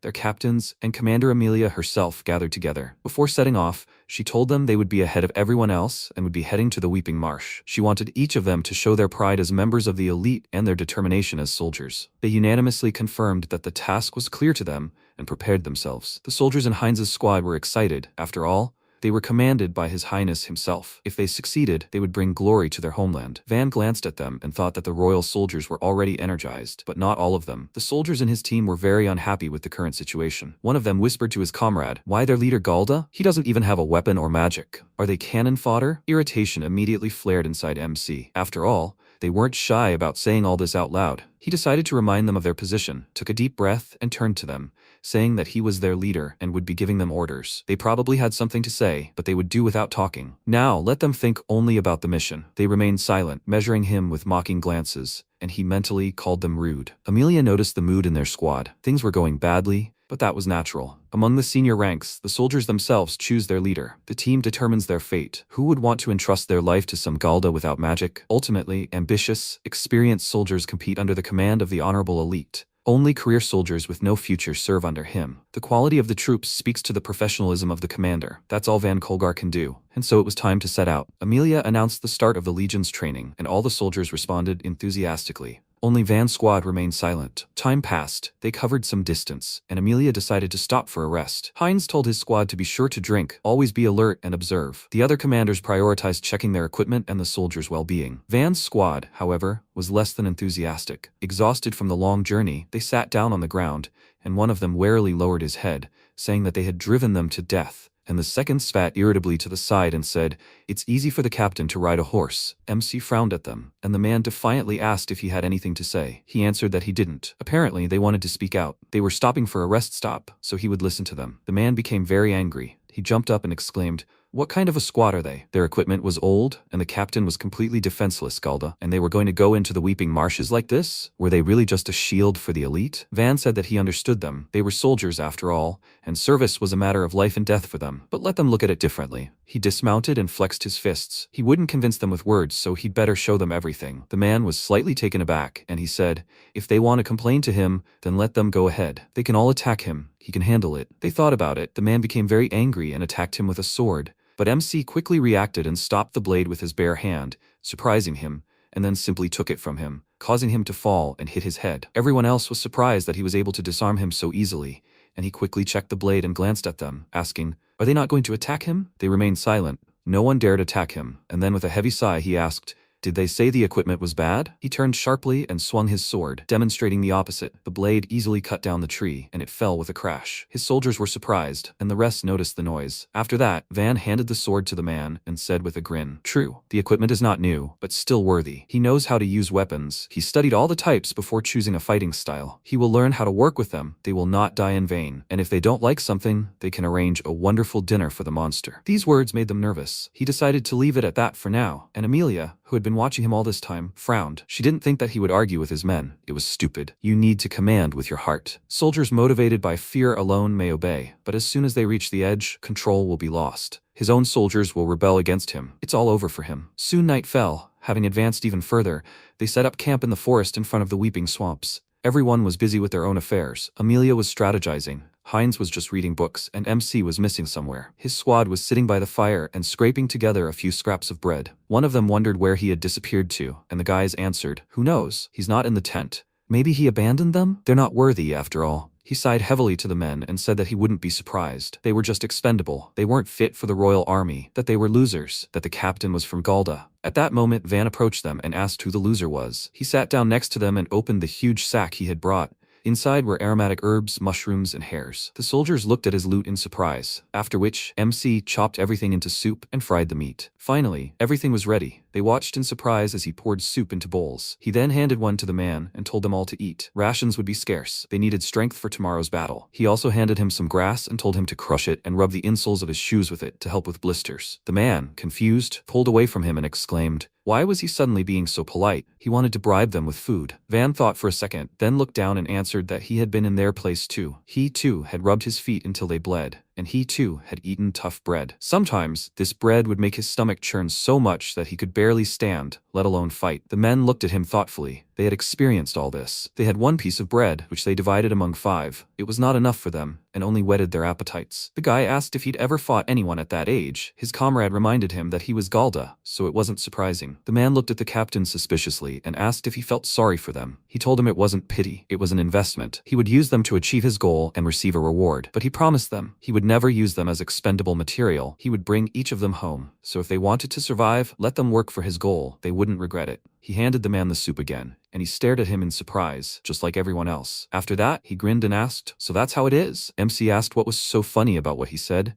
and he, taking the bowl of soup, answered with a smile. It was the first time he'd seen Galda come up with such a speech. His comrade asked in confusion, "Does he believe the captain?" He told him that they had no choice, then took a sip of soup and added, "Besides, he is strong and cooks deliciously. Maybe he is worth trusting, unlike the elite." Van smiled. He learned this lesson in his past life. Ordinary soldiers are different from the elite. In the name of the country or in the name of the people, they do not care about all this. They will not risk their lives for the sake of the king's ideas. Most of all, they want to return alive to their families. So he did not tell them about ideals. What will bring them incredible strength and a real advantage is survival. This is the only way to gain trust. Finally, everyone began to eat without a doubt, and he began to watch them with a smile. At dawn, dawn they broke camp. Amelia ordered the soldiers to wait for her signal when they were finished, and turned her gaze to Van. They finished folding the tent and were now ready to set off, and MC told them with a smile to wait for orders, and that they should not forget to monitor their surroundings. They stood at attention, unanimously answering him that they understood everything, and Amelia was simply shocked to see this. He turned these outcasts into normal fighters in just one night. Heinz approached her and remarked, "It seems that he also has something of a general's nature. Maybe it's because he is Galda? That's why he leads the army differently." Amelia was still skeptical and told the prince that they would still test his abilities. After that, she ordered all the squad captains to come to her. She would give orders. They gathered around a large table. She pointed to the map and said, "Behind this forest is their goal, the Weeping Marshes. Most of the swamp is covered with tall grass. There are some copses here and there. Overall, the view is good, but all territories are under the control of monsters. They must keep in mind that they can lie in wait even in a tiny bush." Now she will explain the plan of operation to them. As the vanguard of the Legion, their job is to detect enemy presence in the swamps. To do this, their unit will form a wedge and charge through the swamp. The captains were surprised. That would mean they would charge straight at the enemy. And Heinz pointed out, "This is reconnaissance in force." She confirmed this. Reconnaissance in force is a deliberate invasion of enemy territory in order to gauge their strength by the level of resistance. It is dangerous, but it is the fastest way to scout the enemy. Fortunately, the Weeping Marshes have relatively solid ground, so horses will be able to pass. If they avoid swamps and streams, breaking through right away will not be difficult. Do they have any questions? Van raised his hand and asked why they use reconnaissance in force instead of regular reconnaissance. She answered him that the territory is too large, and besides, monsters could be hiding there. Cautious reconnaissance would not help them count the total number of monsters. Therefore, they will deliberately invade the enemy and catch them off guard and observe their reaction. That way, they'll gather reliable information without wasting time. That's the essence of reconnaissance in force. The other commanders were delighted with her line of thought. It was bold, but it made sense. As expected of the heir to the Rodenwald family, she reminded them that they, too, were heirs to the royal elite. Praise was unnecessary. They didn't simply have to obey. Let them share their opinions. They train here too, so they don't have to worry or hold back. The captains were silent. Only MC voiced his opinion. Instead of a reconnaissance mission, it would be better to send a small group of scouts. Heinz became interested and explained his decision to them. Judging by the map, they would be immediately visible in the swamps. If they all went, they wouldn't have time. The monsters would notice them immediately. Amelia confirmed this, which is why they use reconnaissance missions. He said that they could be destroyed with the first strike. And she frowned, asking, "Does he think she will be overcome by some monsters?" He answered that he was responsible for the lives of his charges.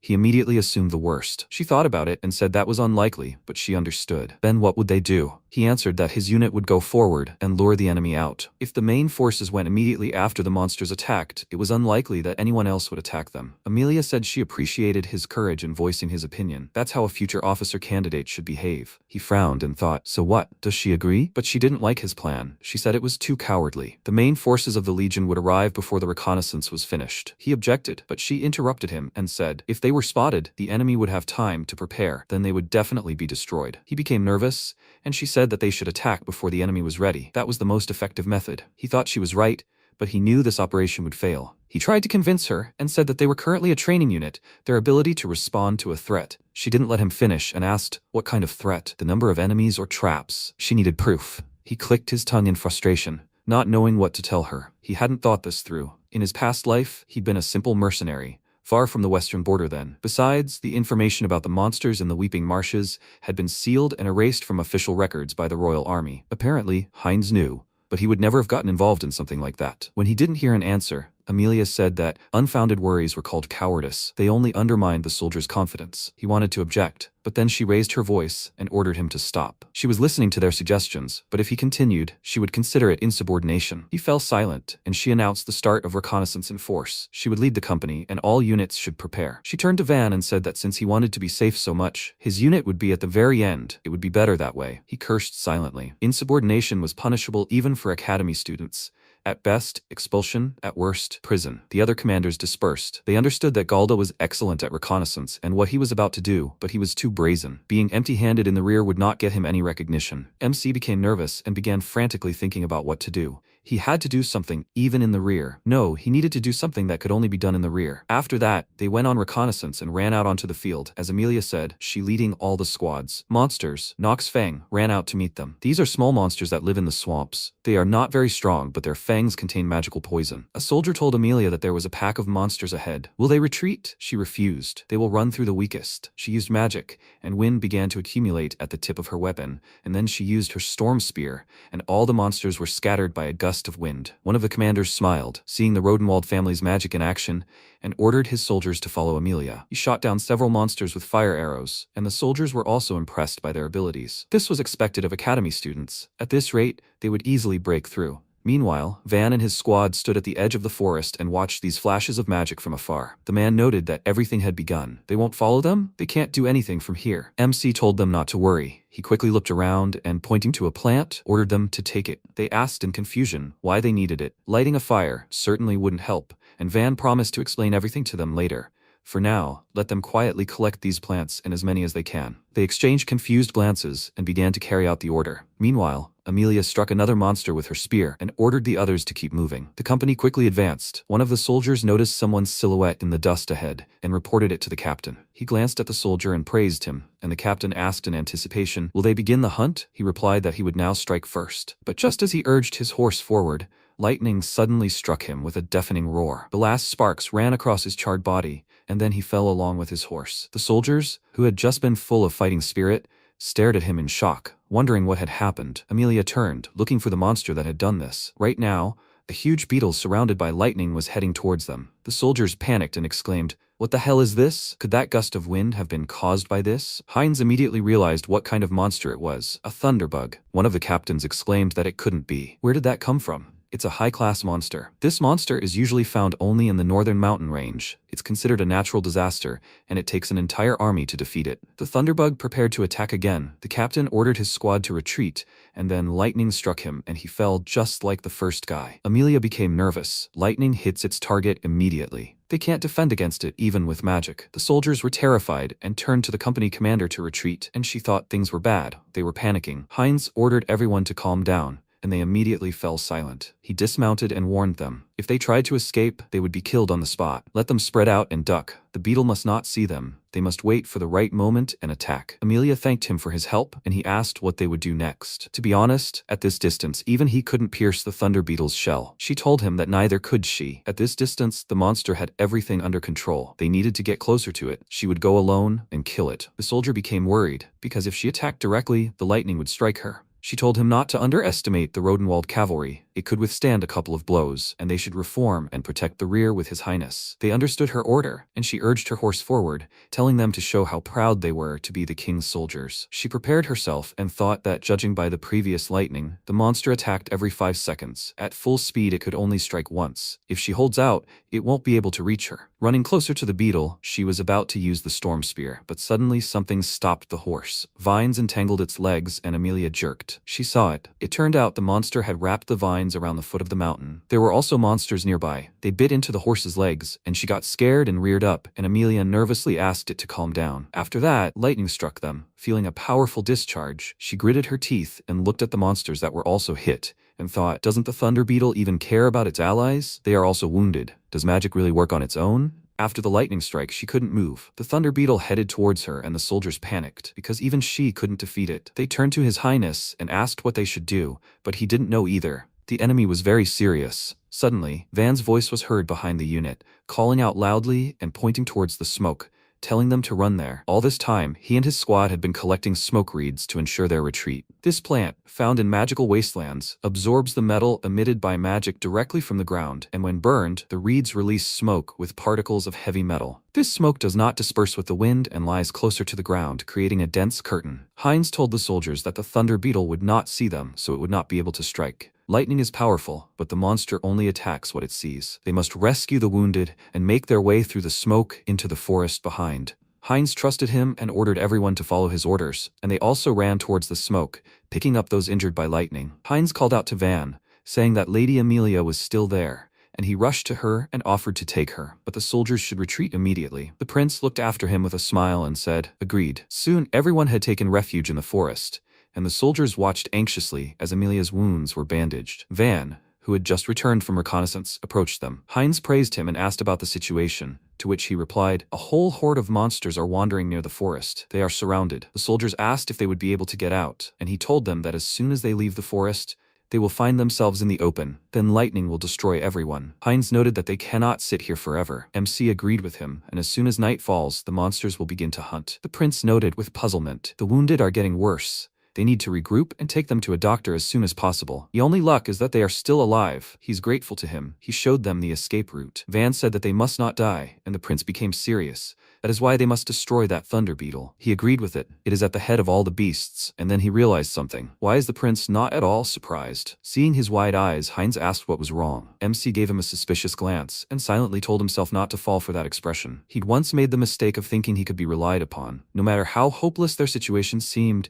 they could always find a way out. But the real Heinz, his worst enemy, had taken everything from him. Amelia suddenly declared that she would kill it. This was all because of her. She ignored Van's warning and put the company in danger. There was no excuse. She knelt before Van, begging for his apology, which surprised everyone, and declared that she would try to fulfill her duties as a commander, and to do so, she would borrow his horse. He asked what she would do, and she confidently answered that she would break into the encirclement and act as bait while they escaped with the wounded. The soldiers were against this decision, as was Heinz. It would mean certain death. She told them that this way she would take responsibility. She turned to Van and His Highness, saying that she was counting on them to look after the soldiers. After some thought, MC said that he would lend her a horse, but if she died, that would be the end of it. He was against it. It was a terribly boring plan. She stared at him in bewilderment, and he said that they would all return home. To do this, they needed to kill the thunder beetle, and he had just the right plan. She looked at him in surprise, as did the soldiers. Everyone was now thinking about only one thing. No one would die? Was that even possible? Heinz remarked that it sounded very interesting. And what kind of plan was that? Everyone looked at him eagerly. Van glanced at the prince, then cleared his throat and said, "They will begin the operation right after sunset. That's when the monsters will begin to advance. They must make it before then." Amelia asked why exactly that time? Better before sunset, it's safer. He answered her that during the day the monsters are more cautious. It's easier for them to calculate their actions.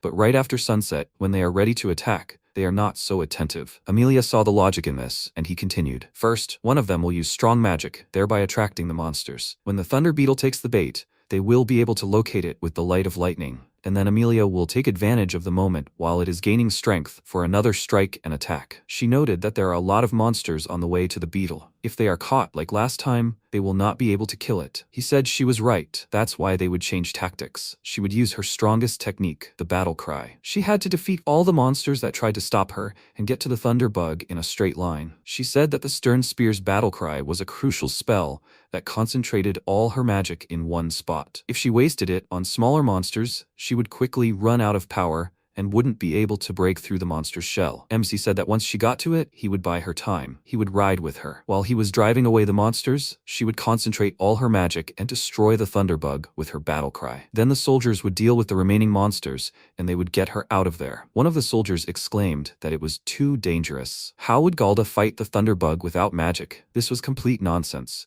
He was sending Lady Amelia to her death. A man from Squad Van ordered them all to shut up. They better listen to the captain. Tell them to stop whining. A soldier asked in shock. Did he agree with this madman? Another guy said that they completely trusted the captain. He himself said that their death would not be in vain. They were putting their lives on the line. I believe in these words. The soldiers did not know what to say to this, and the squad looked at their captain with smiles. Amelia was surprised. She had not thought that they trusted him so much. She remembered his fight with Karina. One-on-one, he was the strongest enemy. What if he succeeds this time too? She decided to trust him and said that he would cover her. But for everything to work out, they needed to discuss one more thing. They must summon a monster. Who will be the bait? Even if the monster hits half strength, in the worst case, the bait will die immediately. Who is ready to go for this? Everyone was silent. No one was ready to go to certain death. Then, Heinz declared that he would do it, which immediately made the soldiers indignant and asked him to reconsider, as it was too dangerous. He replied that the royal family must protect the people and fight for them in the most dangerous battles. If not him, then who? Amelia looked down guiltily and said that it was all her fault. She couldn't ask His Highness to take on her burden. He put his hand on her shoulder and calmed her down,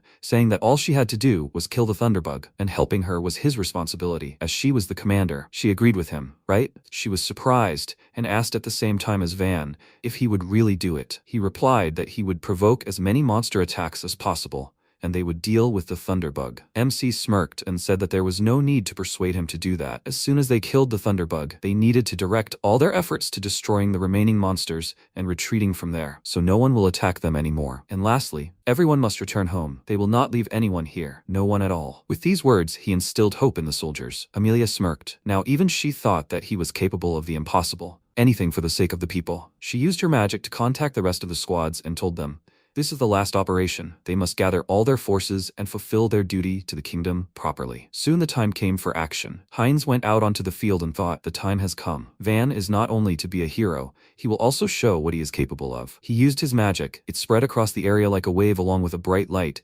dispelling the darkness and fog. Everyone immediately felt incredible power. Now all the monsters will come to him. Soon after, a loud howl was heard. A pack of monsters headed towards him, and the soldiers came out of the forest to protect His Highness. They threw burning torches as far as they could, and illuminated everything ahead. Now they could see a whole horde of monsters of all kinds heading towards them. Seeing these ferocious beasts, the soldiers became nervous and wondered how many of them were there. They definitely couldn't handle them, but one of the MC squad soldiers told them not to panic. They needed to hold out until the Thunder Beetle used lightning. If they didn't protect the prince, it would be all over. Thanks to his words, they became more confident and boldly entered the battle, slashing and driving the enemies away from the prince. None of them had yet reached him. Heinz, meanwhile, peered into the darkness. Behind the monsters, he saw a bright flash and realized it was the Thunder Beetle. He immediately cast a magical protection on himself, and a flash of lightning reached him in a second, pierced the protection, and electrocuted him. Thanks to the magic, the blow was not as strong, but still very painful. The prince fell to his knees, exhausted.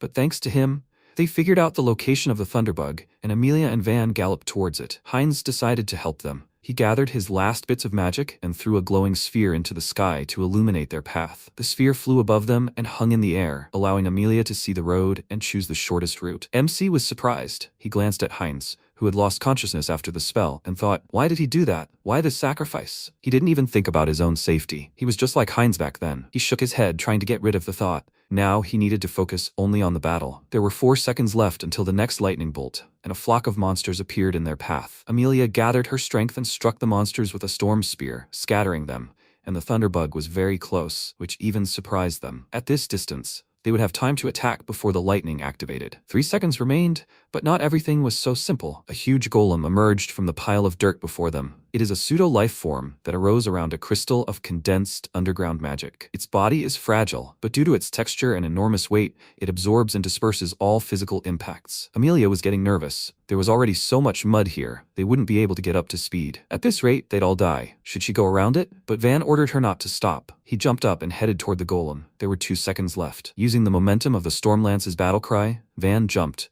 rushing straight toward the golem like a projectile fired from a ballista. The core of golems born in natural form is always in the center. He wouldn't have succeeded with such force, but given his speed, he could penetrate it. He kicked the golem in the chest, shattering the core and passing right through. Chunks of mud were scattered everywhere. There was 1 second left. Amelia was surprised that he destroyed the golem with 1 blow, and when he fell, she deftly caught him and asked him, in the future, if he plans something crazy, then let him warn her first. He smiled nervously, telling her that he knew she would catch him. They ran toward the Thunderbug, but there was no time left, and it had already begun to gather lightning. The bug's eyes flashed, and Amelia realized that the monster was about to strike, but now it was Van's turn. He rushed straight toward the monster, but it flew higher, and he realized that its target was Amelia. He shouted that he wouldn't let it do that, and Amelia called out to him worriedly. MC isn't just trying to block the line of fire. He's using an anti-monster move, a battering ram. He turned his head toward the ground and kicked the monster in the head, causing the lightning to strike in the other direction. This move uses the calf muscles, quadriceps, and gluteus maximus. It's a kick that harnesses the power of the body's 3 largest muscle groups and directs it forward. It wouldn't be enough to penetrate the beetle's thick shell,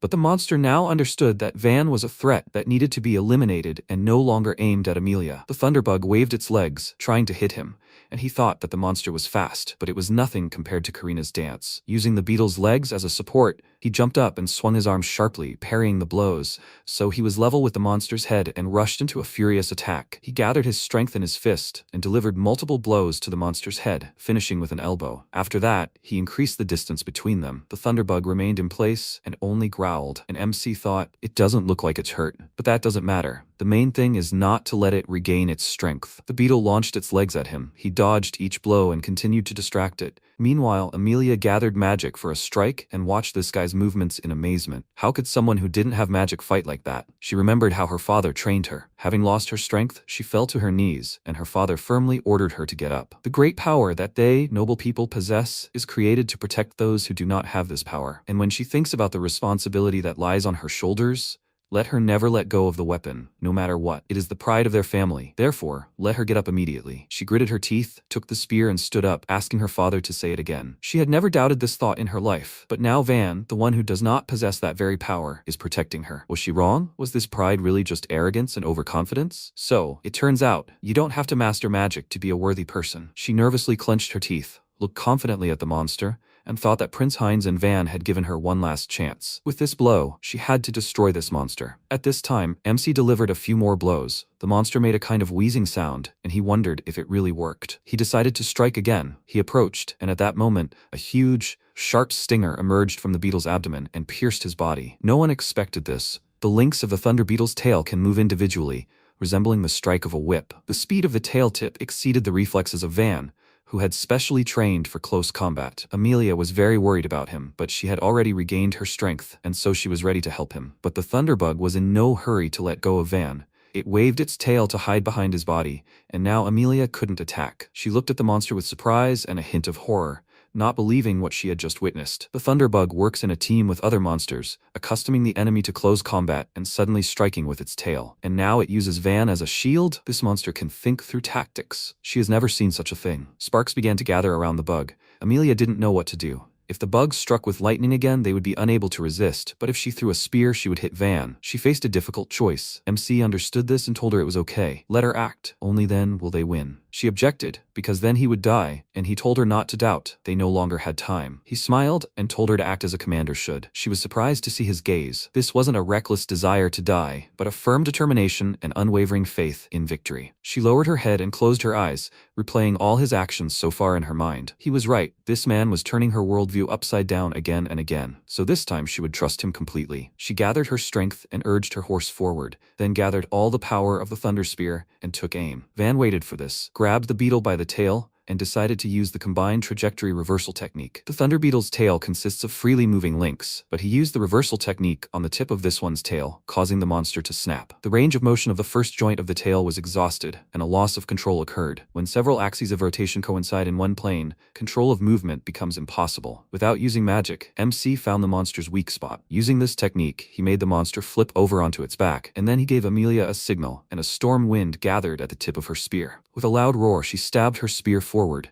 A powerful stream of magic pierced the thunder beetle's thick shell, causing an explosion, and the shockwave spread for kilometers. A huge depression remained at the impact site, and without even having time to catch her breath, Amelia jumped off her horse and ran there, calling for Van. She froze when she saw the monster's severed tail and Van lying nearby. His wounds were severe, so she ran up to him and worriedly told him to hold on a little longer. He couldn't die. He chuckled quietly and told her that it was spectacular. He really thought he was going to die. She calmed down a little when she saw that he was conscious and looked around, asking what had happened. Her spear wasn't capable of causing such an explosion. He turned his head towards the monster, glanced at the pieces that remained of it, and answered her. He attacked the beetle endlessly, always looking for its weak spot. He used a crushing blow, not at full force, but with increased spin. He aimed at the monster's shell and tested its ability to reflect blows. Finally, he found a place under the double veins of the wings on the thunder beetle's back, which absorbed vibrations. He realized that the monster stored all its magic there. He aimed the tip of the spear there. When she pierced the core, all the magic went out of control and caused an explosion. She asked in surprise, and he calculated all this. Fighting alone, he answered her with a smile. Something was risky, and then she sighed heavily and grabbed her head, after which she furiously called him an idiot. He should have at least warned her. She would go gray so soon because of him. He replied that he actually didn't have time, and he also knew that she could handle it. These words immediately calmed her down. She sighed heavily and asked with a smile, "Is he at it again?" "He's just something." She helped him up. He winced because of the severe pain in his stomach and said that it was too early to relax. The situation was still dangerous. Amelia agreed with him. They were in the middle of a pack of monsters. She had run out of magic, and he was seriously injured. They needed to join Prince Heinz as soon as possible. She approached the horse and looked around, wondering which direction to go. And MC meanwhile thought, actually, thunderbugs only remained in the north, and where did they come from here? If they came here on their own, they must have teamed up with other monsters. He approached the remains of the beetle, tore open its belly, and pulled out a shining stone, which was strange. It was a magic crystal. Natural magic collects in this crystal over many years. Even one such stone is very powerful. It's used to create magical devices and secret medicines, so it's much more valuable than a bag of gold. But where did it come from inside the monster? He's never seen anything like it. Maybe someone implanted it into the thunderbugs. But why would they need it? This is clearly no accident. Someone deliberately unleashed the most powerful monster on their company, and the target is apparently Prince Heinz. Amelia distracted him from his thoughts. She found the way. While the prince and the others distract the monsters, they will break through the crowds of monsters. She extended her hand to him, helping him to his feet, and he thought that the report could wait. First they needed to survive. Suddenly, a voice sounded behind them that sent shivers down their spines. The stranger in white robes said that he didn't expect this. How could ordinary students defeat his beloved Thunderbug? Van immediately recognized the emblem on his clothes, and Amelia prepared for the attack and exclaimed that he was a survivor from the Purification faction. The man said that sounded offensive. The kingdom barely grabbed the lizard's tail and already thinks it's in their hands? They are the true main faction of the Guardians of the Great Pure Blood. The atmosphere became heavy. MC hadn't felt this in a long time. Only soldiers are familiar with this. Beyond logic or magic, this is a warning, an intuition. Some call it a premonition of death. The smell of death lingers around this man. And in his past life he fought, risking his life, against war demons equal in strength to him, although this guy is even stronger. Amelia felt the same. She stepped forward and ordered Van to step back, and the man remarked on her courage. His fingers pointed the way to the realm of the dead. Threads stretched from his sharp nails to the ground, and he commanded the creatures to crawl out and devour everything in their path. Iron beetles are mid-class monsters with a durable shell. These monsters are extremely ferocious predators. One beetle is as strong as an entire platoon of seasoned soldiers. Even an expert mage can control 3 creatures at once, but this man controls 10 at once. A puppeteer mage, he is also extremely powerful, so it was he who summoned the thunder beetle, and the magic crystal helped him control it. The man pointed forward,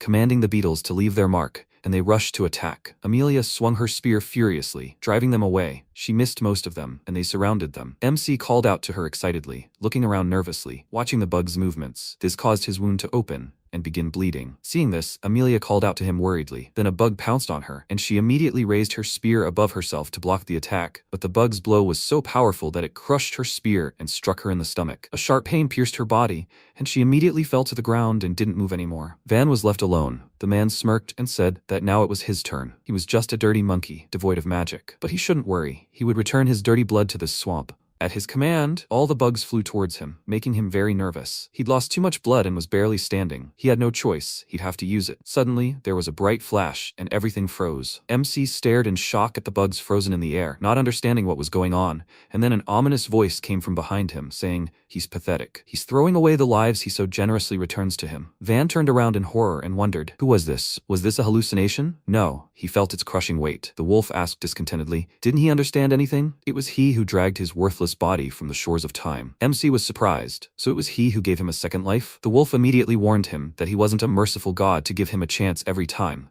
But he couldn't die so easily. He would lend him his power, but only this once, and the price would be this woman. Van immediately looked at her, guessing what he meant. He must sacrifice her, let him cut her throat, and swear to give him her blood. Then, these tiny insects will immediately turn to dust. MC looked up at him and told him not to joke with him like that. She is his comrade. The wolf smirked at his naivety and asked why he doubted. She is the child of the ancient ruler who deprived Galda of everything. This is a perfect opportunity to settle old scores. Van remembered how his house burned and frowned, and the wolf said, otherwise they will simply die. Let him think. It will be better if at least he survives. This way he can save the soldiers in the rear. That will be the best option. He looked at Amelia again and firmly refused, to the wolf's surprise. She trusted him with her life, forgot about her pride, and agreed to his crazy plan. She tried to protect him from these monsters. He doesn't care what her family is, she is his comrade. He knows better than anyone what it's like to be betrayed by someone you trusted. That's why he will never betray his own. One chance was enough for him, so let him just stand aside and watch him. The wolf measured him with a glance. He remarked that it was quite interesting, so let him show him what he's capable of. After that, his image dissolved and merged back into his body, and time continued its course. The beetles surrounded him, pounced on him at once, and the stranger stepped aside, confident that he was dead. He had already wasted time. Now he had a more important task. He heard some strange sounds, turned around to check what was going on, and saw something he didn't expect at all. MC quickly dealt with those monsters with his bare hands and was now looking at him firmly. The man rubbed his chin in confusion and said, the shells of these beetles are strong as steel. That's why he decided to rip their limbs apart. He's right? But he still thought it was impossible. Even if he knew how their bodies worked, A human couldn't do something like that with his bare hands. Van ignored his question and said that he definitely couldn't repeat it. He waved his hand, sending the bugs on the attack again, and MC prepared himself. He crouched, waited for the right moment, and then disappeared from the spot and found himself right next to the monster. He grabbed the bug by the head, tore it off, and jumped on another. The man was very surprised. Contrary to his expectations, he repeated the same trick again. At that moment, when time continued to flow, Van whispered something. Fall, heart, break these chains, and become a blade of pure instinct that kills only enemies. His words had no magic. It was not a spell. The words cut into him, forcing him to believe in his own strength. By convincing himself of this, MC deliberately turns off the neocortex responsible for rational thinking. This part of the brain receives information and sends it to the brainstem and basal ganglia, which control the survival instinct of movement. Thus, the gap in time created by thought is reset, and the excess of natural painkillers in the brain blocks the pain from muscle tears, thereby removing the fuse that the person uses unconsciously. In this way, he uses his maximum capabilities right up to the point of muscle tears. He uses the secret technique, selflessness. By casting aside his mind, he turns into a killing machine for enemies. But if this technique is used with a body that is not fully physically developed, lifespan at the cellular level will be reduced, so it is a forbidden technique. Van destroyed all the enemies around him and turned to the man. He became nervous. He noticed how his skin darkened and bloody tears were pouring from his eyes. Due to physical overexertion, all his capillaries burst. It's simply incredible that Galda, who does not possess magic, can do such a thing. He remembered the prophecy. The wolf, defeated in the battle of the Age of Gods, lurks in the tainted blood and waits for its moment. Now he saw exactly who it lurked in. He admitted that he was no ordinary Galda. He was a real threat to the pure blood of their kingdom. He was interfering with the order of light. He was the very filth that must be eliminated. But this power will take years of his life. He is not omnipotent, right? In the end, he will harm himself. But as a sign of respect for his obsession, he will also respond with all seriousness. He bled himself and said that he would try to completely destroy his soul. As soon as his blood fell to the ground, a wave of energy passed through the area and he commanded the monsters to rise. His blood is food, so let them rise and eat. Let them devour everything. All the demons in these swamps will become his blades that will destroy the filth. He spread his arms to the sides and with a mad smile told Van that all the local monsters would gather here. So what happens next? Will he run out of mana or will he become food for the monsters? Let's play a game where lives are at stake. MC prepared for battle. Meanwhile, the monsters fighting the soldiers retreated abruptly, which confused them and even thought they had managed to defeat the Thunderbug. Heinz had already woken up by this time, and he knew for sure that the monsters had left for a reason. They were gathering together. What was going on? He hoped Van and the others were alive. Suddenly, a noise came from the forest. He turned around excitedly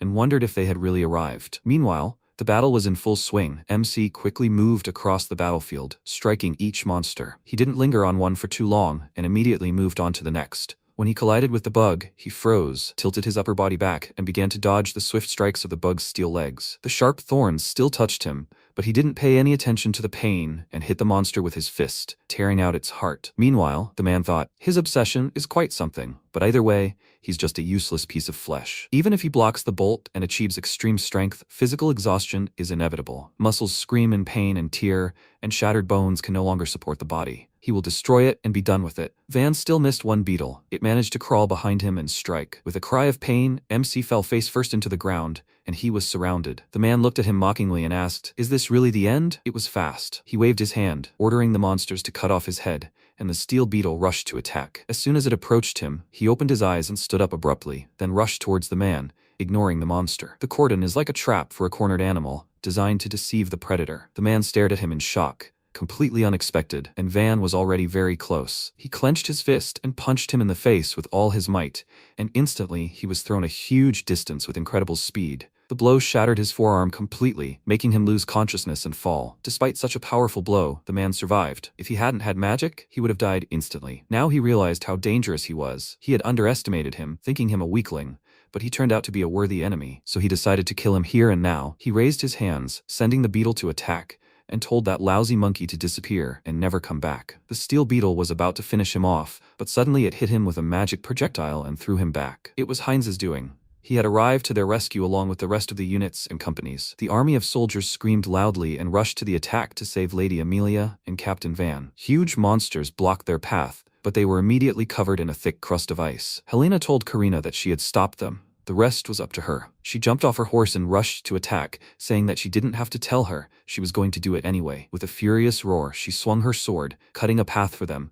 and the man thought, are these reinforcements? No, these are the main forces. With so many people here, he is no longer interested. Nothing can be done. He will catch the prince another time, but if they leave this guy alive, one day, he will prevent them from reaching their long-awaited goal. He snapped his fingers, sending another monster towards Van, and the commanders were afraid they would not have time to repel the attack. The man was sure that Galda's fate was sealed, but suddenly someone pounced on the monster from above and pinned it to the ground, preventing it from approaching Van. It was Arnulf. He glanced at the man, saying that it was time to destroy the insects, and he stared at him in shock and thought, isn't he from the Clauvius family? It seems that there are very talented children in this academy. It's a shame to waste such talent here. For the future of the kingdom, he will retreat. At last, he told Van that he escaped death, but next time he will definitely take his head. After these words, he disappeared, and when all the monsters were destroyed, MC's friends crowded around him, asking him not to die. Karina rolled him over onto his back and lifted him up. His skin had lost its lively appearance, had long since darkened, and acquired a slight purple tint. In a panic, she asked him to open his eyes, but he did not respond. They waited a little longer. Helena was horrified, and Ralph, frightened and in disbelief, asked, was he really dead? Falk, panicked, called for healers, and Karina, with a trembling hand,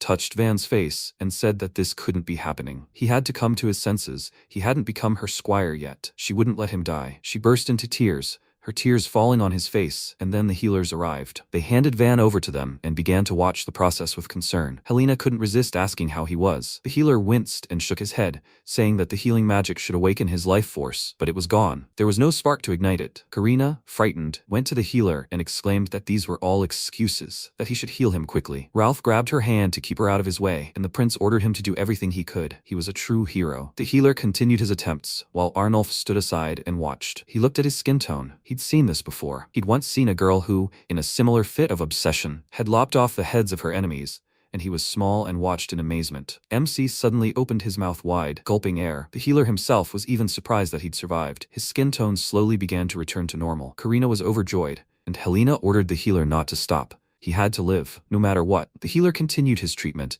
and Arnulf left, wondering if he'd really gone beyond his limits. They set up camp there, and the next morning, the instructor arrived to take a statement. Van had already woken up, and everyone had gathered in his tent. The instructor said, judging by the Thunderbug attack, it was the work of the Purification faction, the Beast Tamers. Amelia confirmed this and added, if the main forces had been even a second late, they would have perished. The instructor stared thoughtfully at his notebook, and the girls said that Prince Heinz and, most importantly, Captain Van Kolgar had resolved this hopeless situation. He had become bait for the Thunderbug and found its weak spot, and all she had to do was strike the monster with a spear, all thanks to him. The soldier said it was incredible, and Galda was capable of such a thing? She looked at him with displeasure and asked if something was wrong. He immediately told her that wasn't what he had meant. And she continued, even if they had excellent captains like Van Kolgar, it was she who had put her people in danger, and she was ready to accept any punishment. She bowed her head, waiting for the instructor's words, and MC began to worry. The man said he would write this in the report, but no one could have foreseen this, and she protected the people. No one died. He believed she deserved praise. She stared at him in surprise and thanked him, and Van breathed a sigh of relief. After that, the instructor said they were done. They would continue exploring that place, and they should rest. MC smiled and said, it looks like no one will punish them. That's so great. The prince sat down next to him and added that everyone thought they were dead,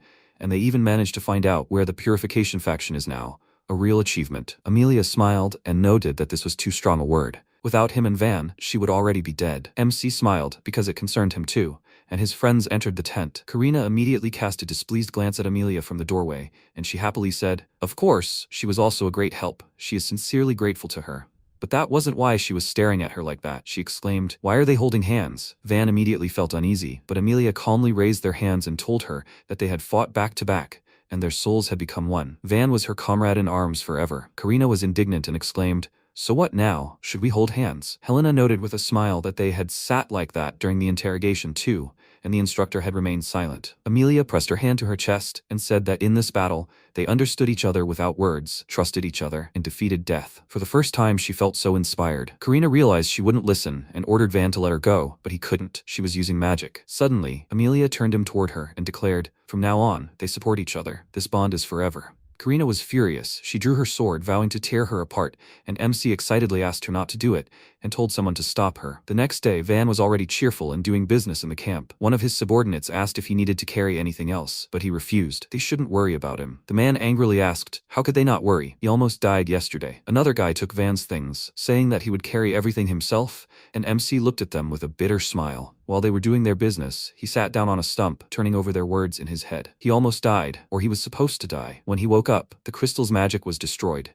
He barely crawled out, even the mages gave up. But now he is full of strength and thinks only about the wolf who used this magic to save him. How did he do it? What does he want from him? Suddenly, out of the corner of his eye, he noticed movement next to him. Arnulf quietly approached him, and he immediately put the crystal away and said with a smile that he saved him yesterday. Thank you alone will not be enough. Arnulf suddenly punched him, but he quickly reacted and stopped it, noting that it was a stern greeting. Now was no time for jokes. Arnulf looked at his fist and said it was a zero grip, meaning he was familiar with this fighting art. Van was startled. He wanted to ask how he knew, but he didn't let him finish and told him to come see him when they returned to the academy. He wanted to know something. He left, leaving Van confused. How did he know his Galda shadow techniques? When they returned to the academy, an award ceremony was held. All three were awarded by the director personally. Taking the insignia, he approached Amelia and said, she led the front lines and opened the way despite the sudden attack of an unexpected enemy. Her unwavering fighting spirit is a true example for the royal elite, and he is awarding her for special merit. She bowed, saying she was honored, and all the students applauded her. Now Prince Heinz Ferrania, he sacrificed himself by becoming the enemy's target to protect the squad. He showed what a member of the royal family should be, and therefore he is awarding him for special merit. Everyone applauded again, and as soon as the director went to Van, disgruntled whispers were heard. MC felt uneasy,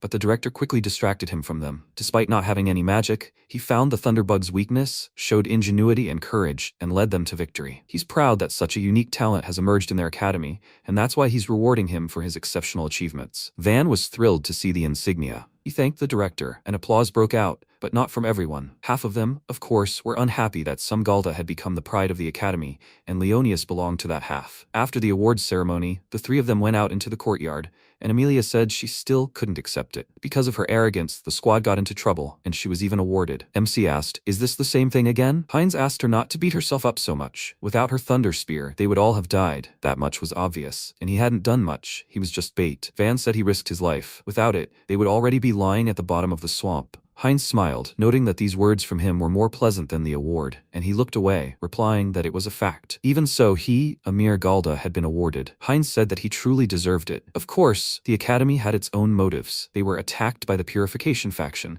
many were injured, and this was a major blow to their reputation. MC wasn't at all surprised and noted, so they showed off the heroes so that everyone would think the academy had won. Apparently, all this was just for show. Heinz stood up abruptly and leaned toward him, smiling. He wasn't just capable, he also saw the whole picture, as it really was. Van didn't understand what he was getting at, and he seriously offered him a job after graduating. MC's face turned shocked, and anxiety began to brew within him. Heinz said that he had a dream, and for it to come true, he must take the throne. He put his hand on his shoulder and continued with a smile. That's why he needs someone like him. His strength is unique. They can change this country together. What does he think about it? Van was stunned. He was saying that again. His words angered him, and the events of that day immediately started spinning in his head. Memories flooded him until his head hurt. He dropped the medal and squeezed the prince's wrist tightly, trying to control himself. Suddenly, Amelia called out to His Highness. She stood between them and asked him to forgive her insolence, but she could not ignore his words. MC could finally breathe a sigh of relief. A little more, and it would have happened. She saved him. But she was right. The ninth prince cannot take the throne. It's the same as saying that he will get rid of the other princes. But she did not intervene because of that at all, but to say that Van would go with her. He stared at her in confusion, and Heinz asked, is this true?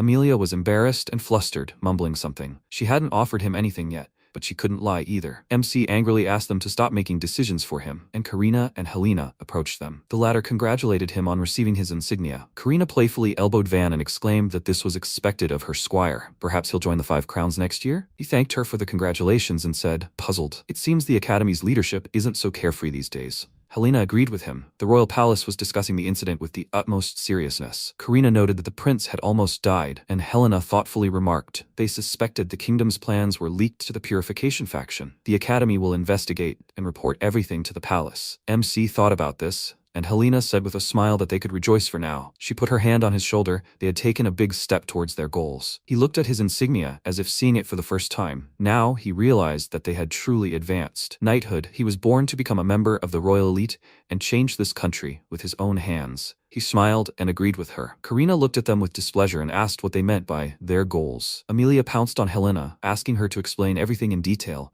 and Karina grabbed Van, threatening him with a serious talk. Later that night, MC went to the academy training ground where Arnulf was training. He looked at him and remembered a recent conversation with his friends. He asked them about Arnulf. The girls said that he was special, even among the 5 crowns. He was 17, and he had already become the head of the Clauvius family. Heinz added that he was a master of magic, respected even by the instructors, but Karina hated him because it was impossible to tell what was going on in his head. And now, looking at him, Van could add that he mastered Galda's shadow combat techniques. Arnulf lunged, struck, paused, and thought about something, then turned to Van and noted that he had finally arrived. He smiled, saying that he had saved his life after all, and the guy immediately warned him that he didn't owe him anything. Even though he was older, he didn't have to respect him. He had called him to talk privately. MC asked what he wanted, and he decided to say it directly. He wanted him. He was taken aback by such an unexpected statement, but Arnulf didn't mean anything by it. He said that the academy had tasked him with conducting a secret investigation, and he was supposed to interview the students. Therefore, he wanted to appoint him as his assistant. Van was surprised by this. He scratched his head in confusion and said he understood what you were talking about, but first he would like to ask a couple of questions. First of all, he is a student, so why was he assigned to work undercover? He reminded him that he is the head of the Clauvius family, and he, after thinking for a few seconds about his unclear answer, clarified, so they trust him because of his position? He nodded and asked why he wants him to become his assistant. Arnulf answered him, he is Galda. MC again did not understand him and said that the Purification faction hates him, so he is unlikely to be their informant. Is he right? Arnulf replied. He also does not have magic and can fight, that's all. Van didn't even know what to say. He frowned, straining every convolution of his brain to understand what he meant. The lack of magic means that he will not be detected. How terribly, he explains. But there is still logic. He decided to ask one more thing. After the Legion training, he approached him. It wasn't because of this undercover mission, was it? He received the mission later, so why did he call him then? Arnulf told him that he wanted to ask him something, but now only after the mission. MC said that he was just avoiding the answer, and he asked, didn't he have questions too? He was right. Van really wanted to ask him about the techniques. Arnulf said that when everything was over, they would answer all of each other's questions. Did he agree? He looked down and thought, this means that he should suspect his own comrades. Such people are hated. But this way he will achieve a lot. He will become closer to the title of knight, and also if they ignore the Purification faction, everything will end in civil war. In his past life, a war started and the king died. That's why the prince won. And if another war happens and Heinz becomes king again, everything will repeat itself. He agreed to this. But when it was all over, they would definitely talk, and Arnulf promised him this. A new day began, and after classes, Van's friends approached him and asked if he wanted to attend a seminar. MC thought about it. Now was the perfect time. A seminar is a special lesson with an instructor, different from regular lectures. Only those approved by the instructor can attend, and all these students study in a small group. Ralph enthusiastically declared that he wanted to go to Instructor Vargas, a magical swordsman, and Falk decided to go to Instructor Maris, a wind mage. Van was puzzled. He doubted that anyone would take him since he didn't have magic. But Ralph said it didn't matter. He could go to Professor Bartholomew. He's a theorist. He doesn't have a specific style. He's known for taking any students. Even lower-class students and ordinary people attended his seminars, but he's a true master. Some students achieve great heights thanks to him. MC didn't even know they had such a teacher and thought, this is not bad. He devoted enough time to theory in his past life. He told the boys that it all sounded great, but he still had things to do. He said goodbye to them, promising to go to the seminar next time, and went to the garden, where Arnulf was already waiting for him. He sat down next to him and suggested that he begin his investigation. Van asked where they should start, but he simply remained silent and stared at him. MC waited a few seconds, then couldn't resist asking what was going on. Arnulf, looking thoughtful, asked if they should start with a survey. Van was indignant. He hadn't thought anything through at all. This guy, he'd thought about it yesterday, but he was just a mindless mountain of muscle. Arnulf said he had no experience with such things, and if he had any ideas, let him suggest them. MC stared at him, confused, wondering if he wanted to hear his ideas. He was so weird. Even Amelia didn't immediately recognize him. Noticing his expression, the guy asked, is that a problem? MC pulled himself together and began to reason. In situations like these, there are 4 variables: people, goods, money, and information, and how they operate. The Purification faction attacked them right during training. They knew exactly when they would arrive at the swamps, which meant they needed to suspect whoever received this information first. And the first thing they would notice was the flow of information. Arnulf noted that he knew quite a lot, and he looked away, lying about reading a lot. He couldn't say he spent his past life in a world of conspiracies and shadow wars, and they both immediately realized who the prime candidate was, Amelia. When they approached her, she greeted them with a smile and said she had nothing to offer them, but still, they should make themselves at home. But she certainly didn't expect to see them together. MC smiled awkwardly and said that they just wanted to ask her a few questions.